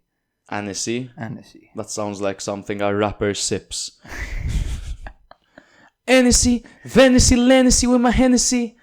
Roma secured a much-needed win at the Stadio Olimpico, ending their 4-game losing streak. Salemakers opened the scoring early with a neat finish, if you can call it that, because it literally rolled in. After a clever assist by Stefan El Shaarawy. I wouldn't call it a neat finish. I'd call it a lucky finish. It's true, it is quite. It's quite wasteful, but very lively, and he can change the season for Roma because he's so energetic and he's improved. Versatile. He's improved his intelligence as well, man, working under Motta. To be fair, even at Milan in his last season, he was. But he still had brain dead moments at Milan. He's a different player. He tried to sauce a bit too much. Yeah. He'd go for that dribble instead of the obvious pass. He's really grown. It was his season loan at Bologna that started to change things. In fact, I was really excited to have him back at Milan. Got a great preseason as well. Yeah, same here. No, but Tammy Abraham, right? He's not. bad. I mean, Emerson, right? No, but he was the swap. Of course. Tammy Abraham I forgot that was a swap deal. Man. We'll see how that, because it was kind of the fees and the clauses were undisclosed, so we'll see how that develops. And Milan apparently are already set on not keeping Tammy Abraham, so seeing Salemakers back would be interesting. Anyway, they should change his number and then bench him. They should bring him back, play a 3-4-2-1, Celteo for 175 million. Give Salamakers the 69. Give Salamakers the 69. By Drangowski, speaking of 69. Lecce equalized through Nikola Kristovic's penalty after Abdul Hamid's foul. Hilarious foul. Amazing. Yeah. Abdul Hamid was brought on for the injured Zeki Celik. But Roma then took control in the second half. What an assist, though, by Abdul Hamid later. Yes. So this was a terrible foul, but then the assist was fantastic. Gianluca Mancini restored lead with a fantastic diving header, followed by Pisilli's composed strike on a counter-attack. He looked really good with that finish. Pisilli, his late run, perfect stride, good, firm, confident hit into the bottom corner. I like that, Love to see it. He's very young, 20 years old. Corner rounded off the scoring with a fine individual effort late on. Lecce struggled to create clear chances, but came close when Berisha hit the post in stoppage time. Yes. Positive Roma performance. So firstly, Roma had an XG of 1.9, which is great to see. They had 9 shots on target, so they demolished Lecce in this game. To be honest, I'm more concerned about the first half that Roma had, but there are some particular individuals that I want to give a shout out to. That Roma, and these are unlikely heroes. With El Shaarawy and Paredes are 2 unlikely heroes. Yes. Because with the amount of investments Roma made around the team to give it more balance, to remove some dead weight, glad they didn't remove players like El Shaarawy and Paredes. El Shaarawy wears his heart on his sleeve nowadays. El Shaarawy. He's really become a leader at this team. Absolutely. And Paredes has... a veteran El Shaarawy. Literally. Veteran El Shaarawy. And Paredes is back to the Mourinho days. Yeah. But balls however, and composure. 2 players stand out to me right now as concerning if Roma don't get any form of European football. 2 players are too good to be at Roma at the moment. And these are Kone and Dybala, and Kone by more than that. You know, Kone is incredible. What a coup, man. Kone is like... Isn't that physical, good, technical. Yes, it's good, but I'm saying that they might lose him. Yeah, and make 100. He's the kind of player, if he lives up to the form that he's on and the expectations 23 years old. I have of him. He can be a player worth millions, bro. Millions. He was bought for, according to this, take it with a pinch of salt, according to SofaScore, for 18 million. From Mönchengladbach. From Mönchengladbach, yeah. Unless it was 2 installments over here, so I'm not sure. But Mönchengladbach had acquired him for 9 million. But yes, basically he's a very talented player. Fuck the price they paid. Milan wanted we don't him. have that prepared. Milan did want him. He is very physical, very technical at the same time. Reminds me a bit of Pogba. Not the same with the ball at his feet, not the passes and stuff. Pogba's on a whole different level over there. But the way he moves with the ball at his feet, those long length strides, the strides, the same physicality where he looks tall and frail, but he's fucking strong. Like, bro, there isn't a limiter of body fat on that guy. He's excellent, and yeah, I think this was an important victory for Roma, who really needed it for their confidence. It's a real shame Dobbik had the flu, because he could have got a goal here and it would have really helped him. Literally. I just want to go back to Paredes, because he had 108 touches in this game, and he had 5 shot creating actions and very strong defensive contributions. When I tell you the words that I used are balls and composure, that's the best way to describe his performance over here, and it's the player he could be. When the going gets tough, he can really be that leader, he can be that tough guy, he can be that Depol in the... So he was that guy in the World Cup as well, to be fair. Shot the ball at the Netherlands bench. Absolutely incredible moment. One of my favourite moments in the World Cup. Hummels, of course, showed defensive solidity, crucial tackles, good clearances, control, led the defence. Just having experienced figures like him and Mancini at the back is very good for Roma. And even the young legs of Evan Ndika. The balls of Mancini, the brain of Hummels, and the body of Ndika makes you a perfect woman. And the eyes of Dybala. Yes, Gaspar did not get injured this game, but he did get injured in training, and that is very concerning for Lecce, in my opinion. They will have to figure out a way to replace him, because he was by far he was everything at the back for them. Baschirotto alone looks a little bit shaky. You bring in a player like Gaspar, and he settles him. He calms him down. Now Baschirotto has to assume the role of a leader. Literally. Let's hope he can step up. No, he's out for the season. Gaspar, he's finished. It was actually late in the game, the note that I Was have. it? But he wasn't subbed out. So probably because it was late in the game, right? You saw that what's his name? I think he's Spanish. Plays in the MLS. He played like 15 minutes, torn ACL. I saw something. Absolutely. Why do I want to say Nico Paz? It's something. It's No, something like it that. was what's his name, No, bro? of The course it's former not Nico Paz, he's with yes, Como. but you just reminded me. It's similar, bro. He used to play with Barcelona.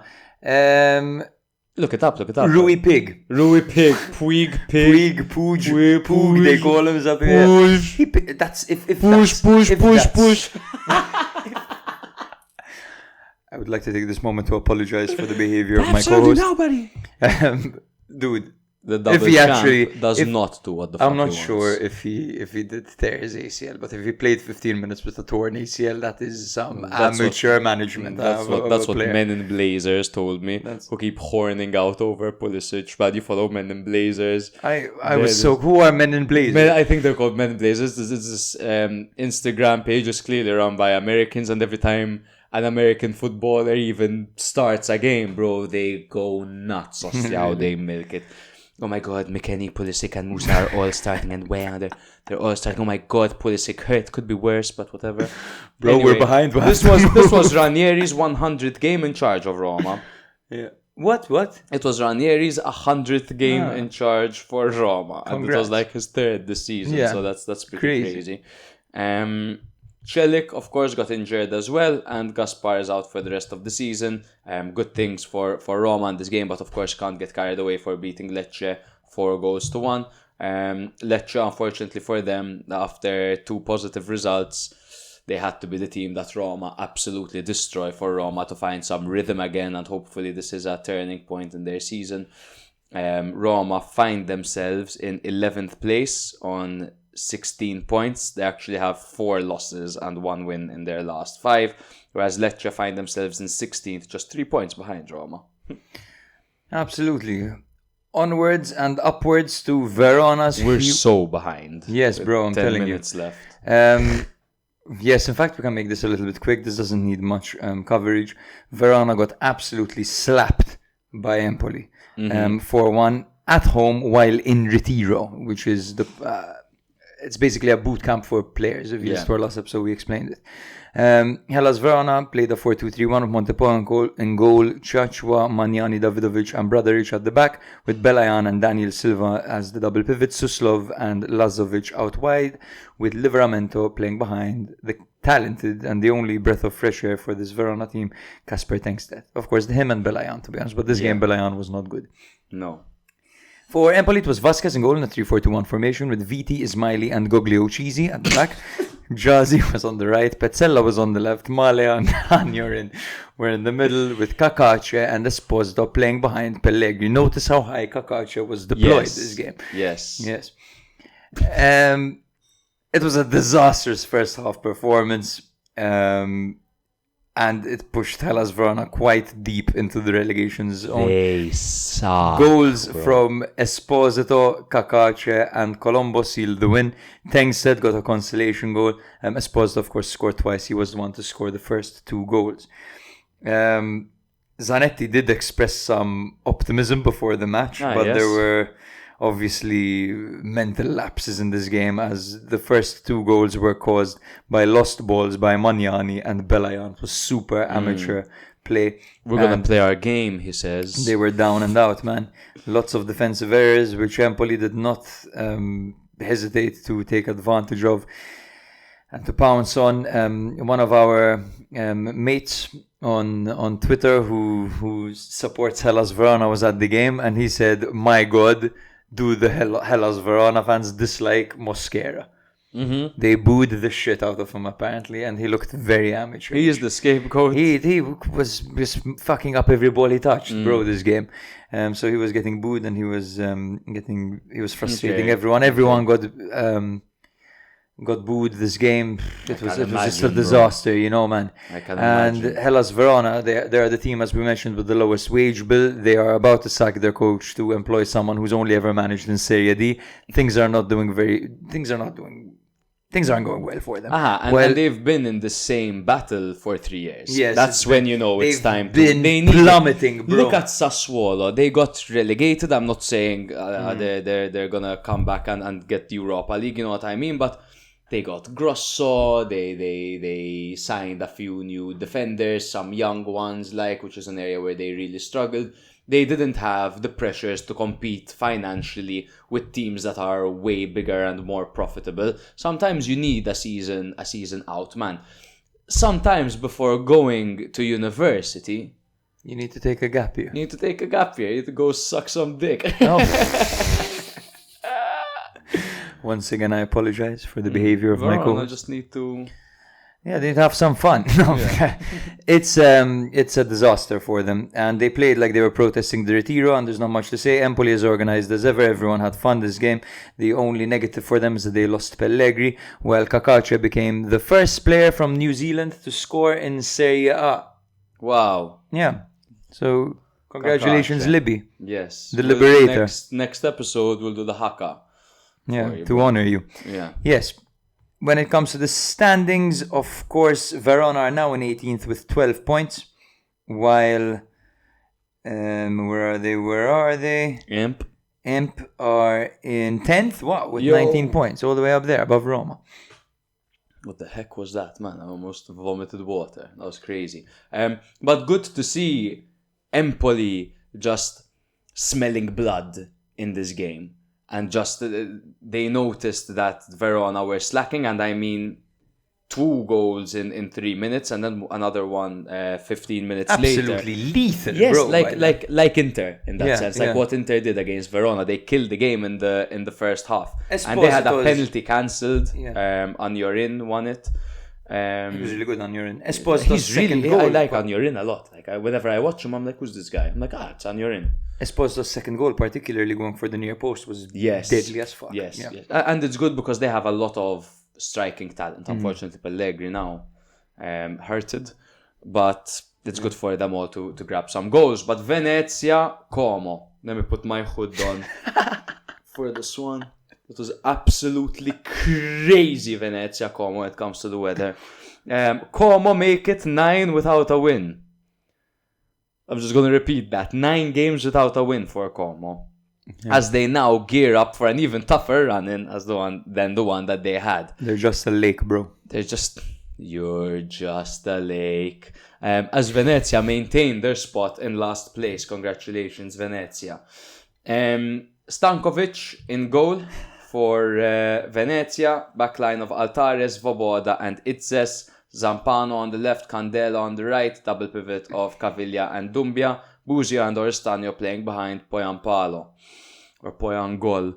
4-2-3-1 formation for Fabregas' men, Pepe Reina and goal, a backline of Van der Bremt, Goldaniga, Kempf and Sala, double pivot of Engelhardt and Acuna, Strefezza, Paz and Fadera playing behind Belotti. What are you laughing at?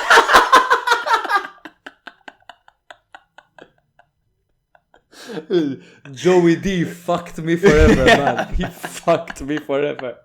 I can no longer say that guy's name. Jesus. What's his first? I'll find out his first. Yes, please.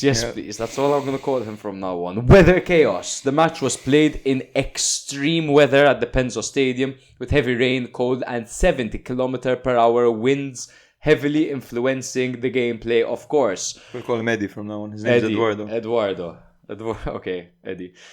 Como initially dominated due to the wind advantage, so it's like the hill of Newcastle, forcing Venezia into defensive mode.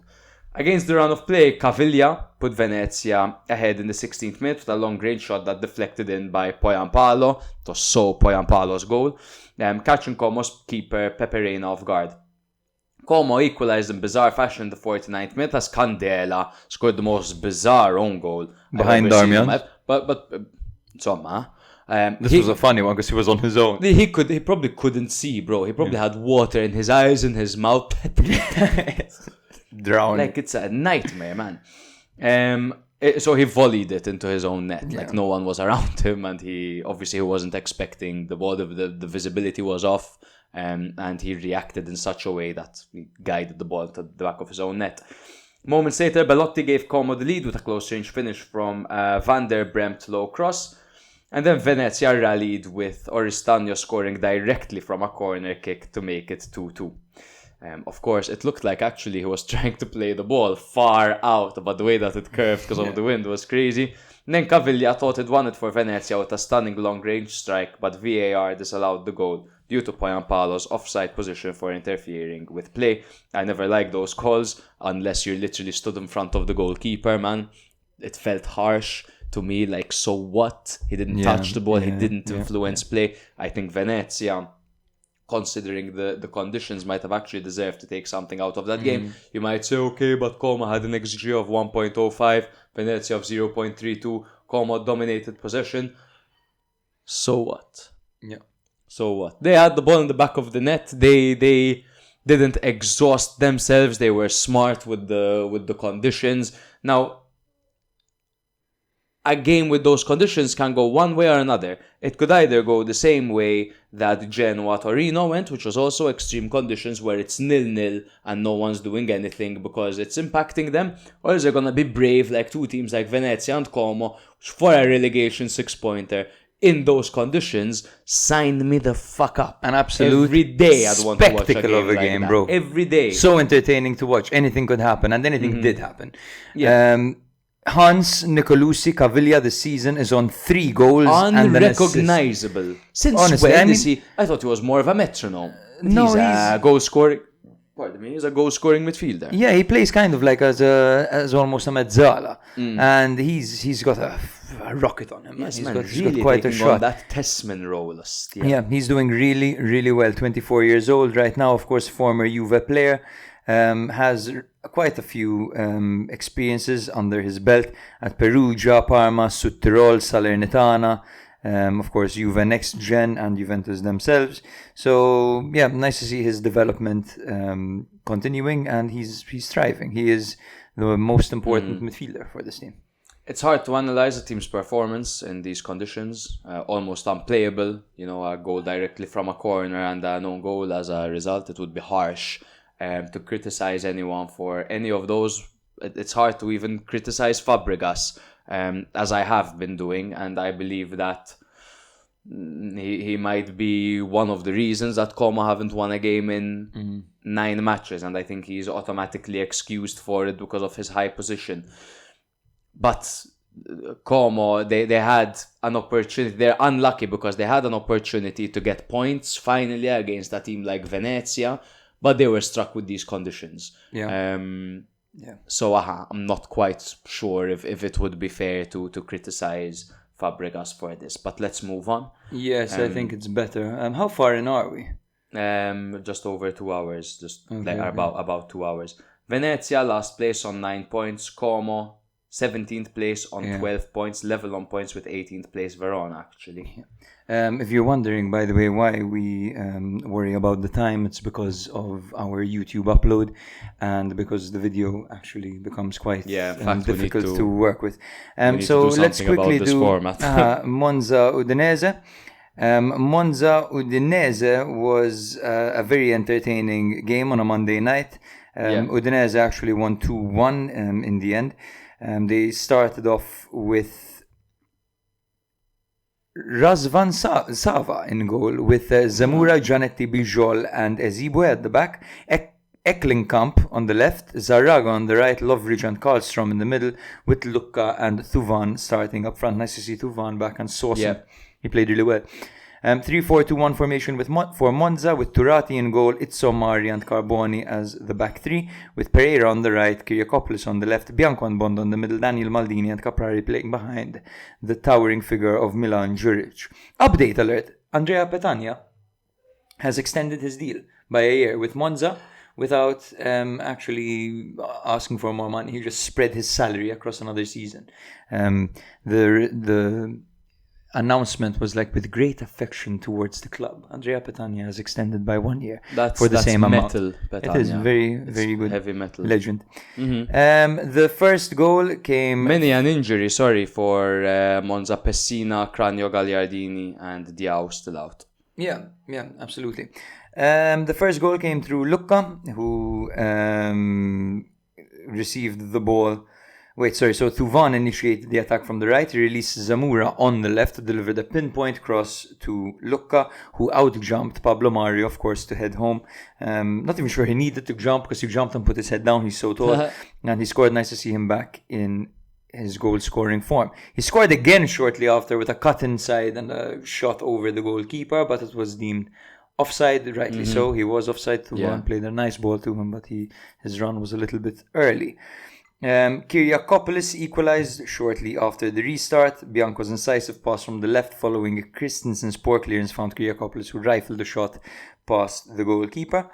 And eventually it was in the 70th minute that Jacques Bijol put Udinese back in the lead. Eklinkamp set him up, and his low drive slipped through Turati's legs into the far corner. Now, Monza pushed for an equalizer. They brought on Motta, Sensi, Maric. They tried to hoof the ball upfield and knock down through Juric to kind of create something, some chaos. I think Monza have enough players to have better expectations, unfortunately, for Nesta. 100%. I think that... it's time! I don't think it's time yet. My God. No, man, I don't think it's time. He's a new manager. I think they're in the relegation zone. They are in the relegation zone. However, I think with the team they have, it's a little bit better than the others when it comes to defensively. I really like their defense, and I think they have offensive options as well. I think just because they got good results previously against top sides, give him the game against Lecce. See how that goes. If you don't win the Lecce game, then you can let him go. Then what? You're gonna appoint a new manager? Then you appoint a new for a Juve game, sure, for a Juve game. But then but then the new manager has Parma and Cagliari to play against back to back, and I wouldn't even be totally shocked if they let Nesta have that spell as well and wait till the Cagliari game until they decide his future. Because again, man, it's very, very difficult to judge because they're not getting the results, but you watch them and they're alright, it's so disappointing. I didn't think they were alright in this game. This game was one of the bad ones, one of the worst ones I've seen, to be honest, from them so far. They're really struggling to get points, man. Udinese hadn't won in 5 games. This was an opportunity. If you're keeping a manager on for these opportunities so that he can get points and keep the ship afloat, and he's not capable of doing it, of course, it's not just down to the manager to do that. I'm sure the issue is on the pitch as well. But come on, these players are good. It was a gamble getting Nesta. Let's not pretend like he's decorated and we know at some point results are gonna come. It was a gamble from the start. I may have disagreed with it, but I didn't know what he could offer, kind of thing.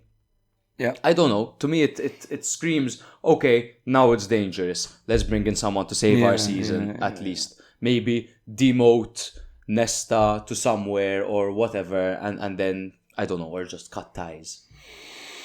We'll see what they do. I'm very curious to see how they will handle the situation. This is one of those things when you run a football club, I would imagine is very tricky because you've got a manager who is obviously well respected. He obviously has good ideas. He speaks well. He has a modern approach to the game. But the results aren't there. How much time will they give him? It might not just be a fit, man. It might just not be a fit. He could strive at teams like da Versa. He sucked at other teams. Now at Empoli, they match his vision. He has the players that are right for him. You could see what Nesta's trying to do. Unfortunately, it's not seeming like it's a fit, though. That's true. Matthias, this morning, hit us with a fantastic stat at 6:58 a.m. Fuck yes, Matthias. Fucking grinding. Right. This is what I love. I love waking up to this shit. With their win against Monza yesterday, Udinese now have as many wins, 6, in 15 games as they had in their whole previous season last year. Insane. They are much better as an outlet.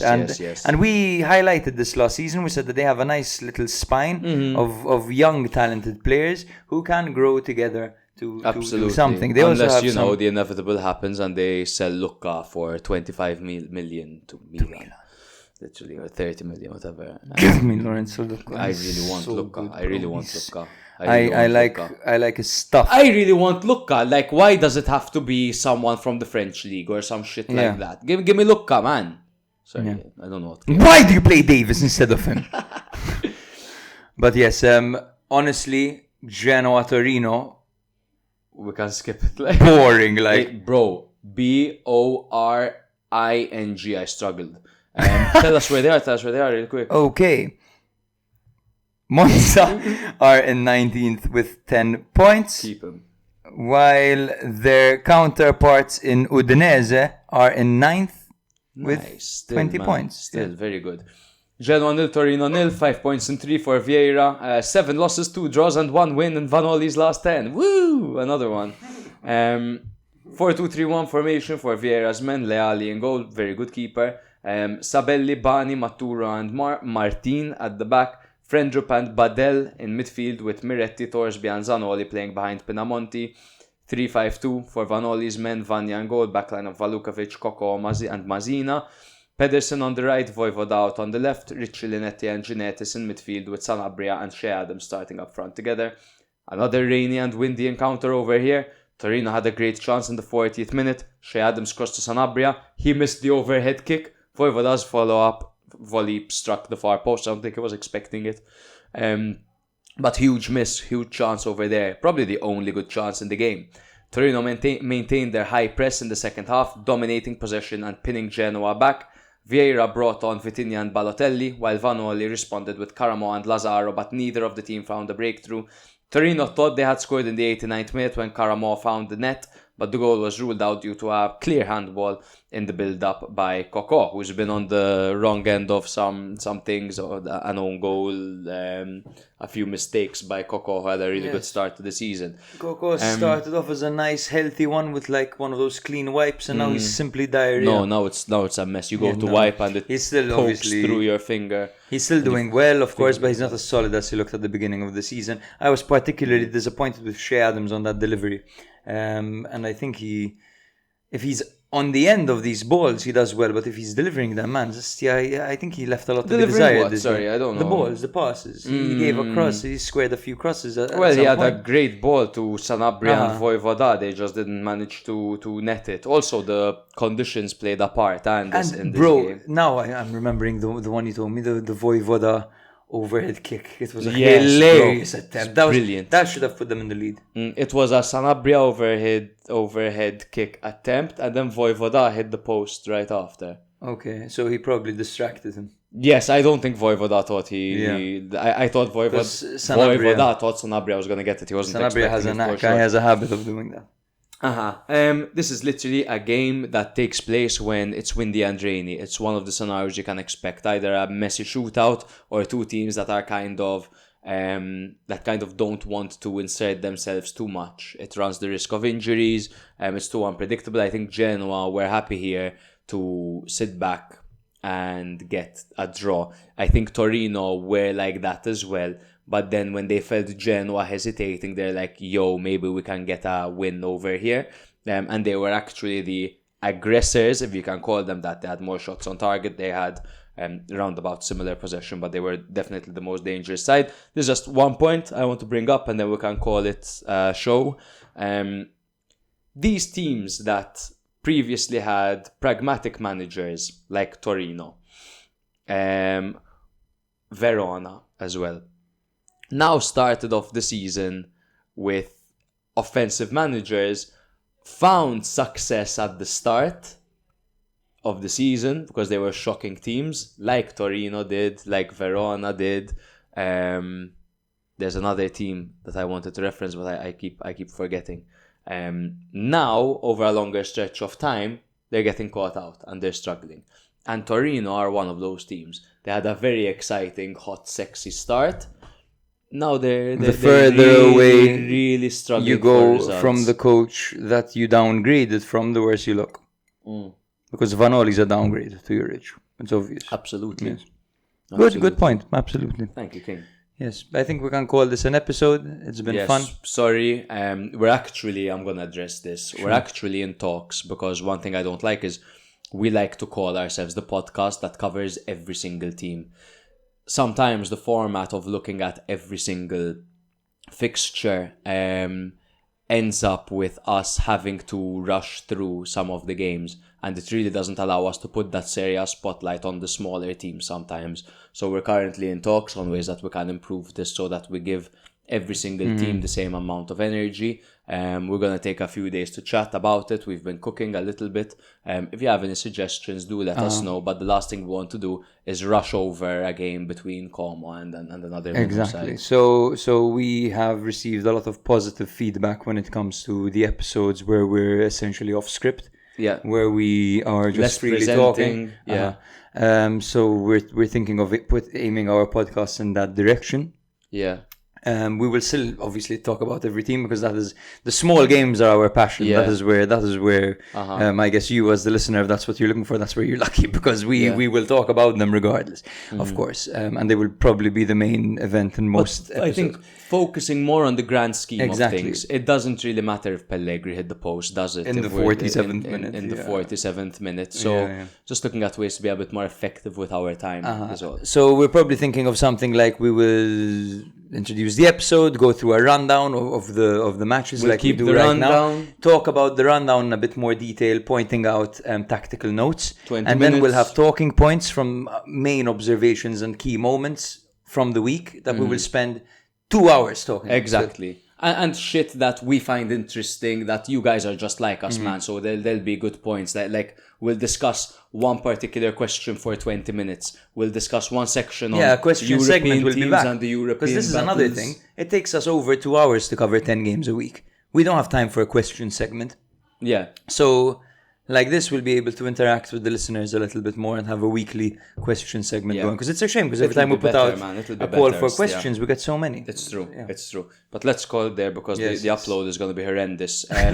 Love you all so much. Sorry we can't be there next week, but we're going to be running away from bears in Romania and running away from pickpocketers. See you next. See you the following week. Love you all. Ciao, ciao. If you like Serie A or have ever liked it in the past, it's a good opportunity for you to listen once a week and you'll get filled in. In the football weekend, that's like the main dish. But then a few days later, you drop your episode and that's like the dessert. And the dessert is just perfect. It's good, the cake. It makes it feel like we're all sitting in a room together, just BSing with each other. The atmosphere is fantastic. I promise nobody will ask you to send boob pics. Sometimes maybe good, sometimes maybe shit. I love how you go into so much detail and show so much passion towards each and every team. Literally, no team is left undiscussed. When I listen to you, it's like I'm talking to you in a pub. It's like I'm chatting to a friend and you're chatting to me.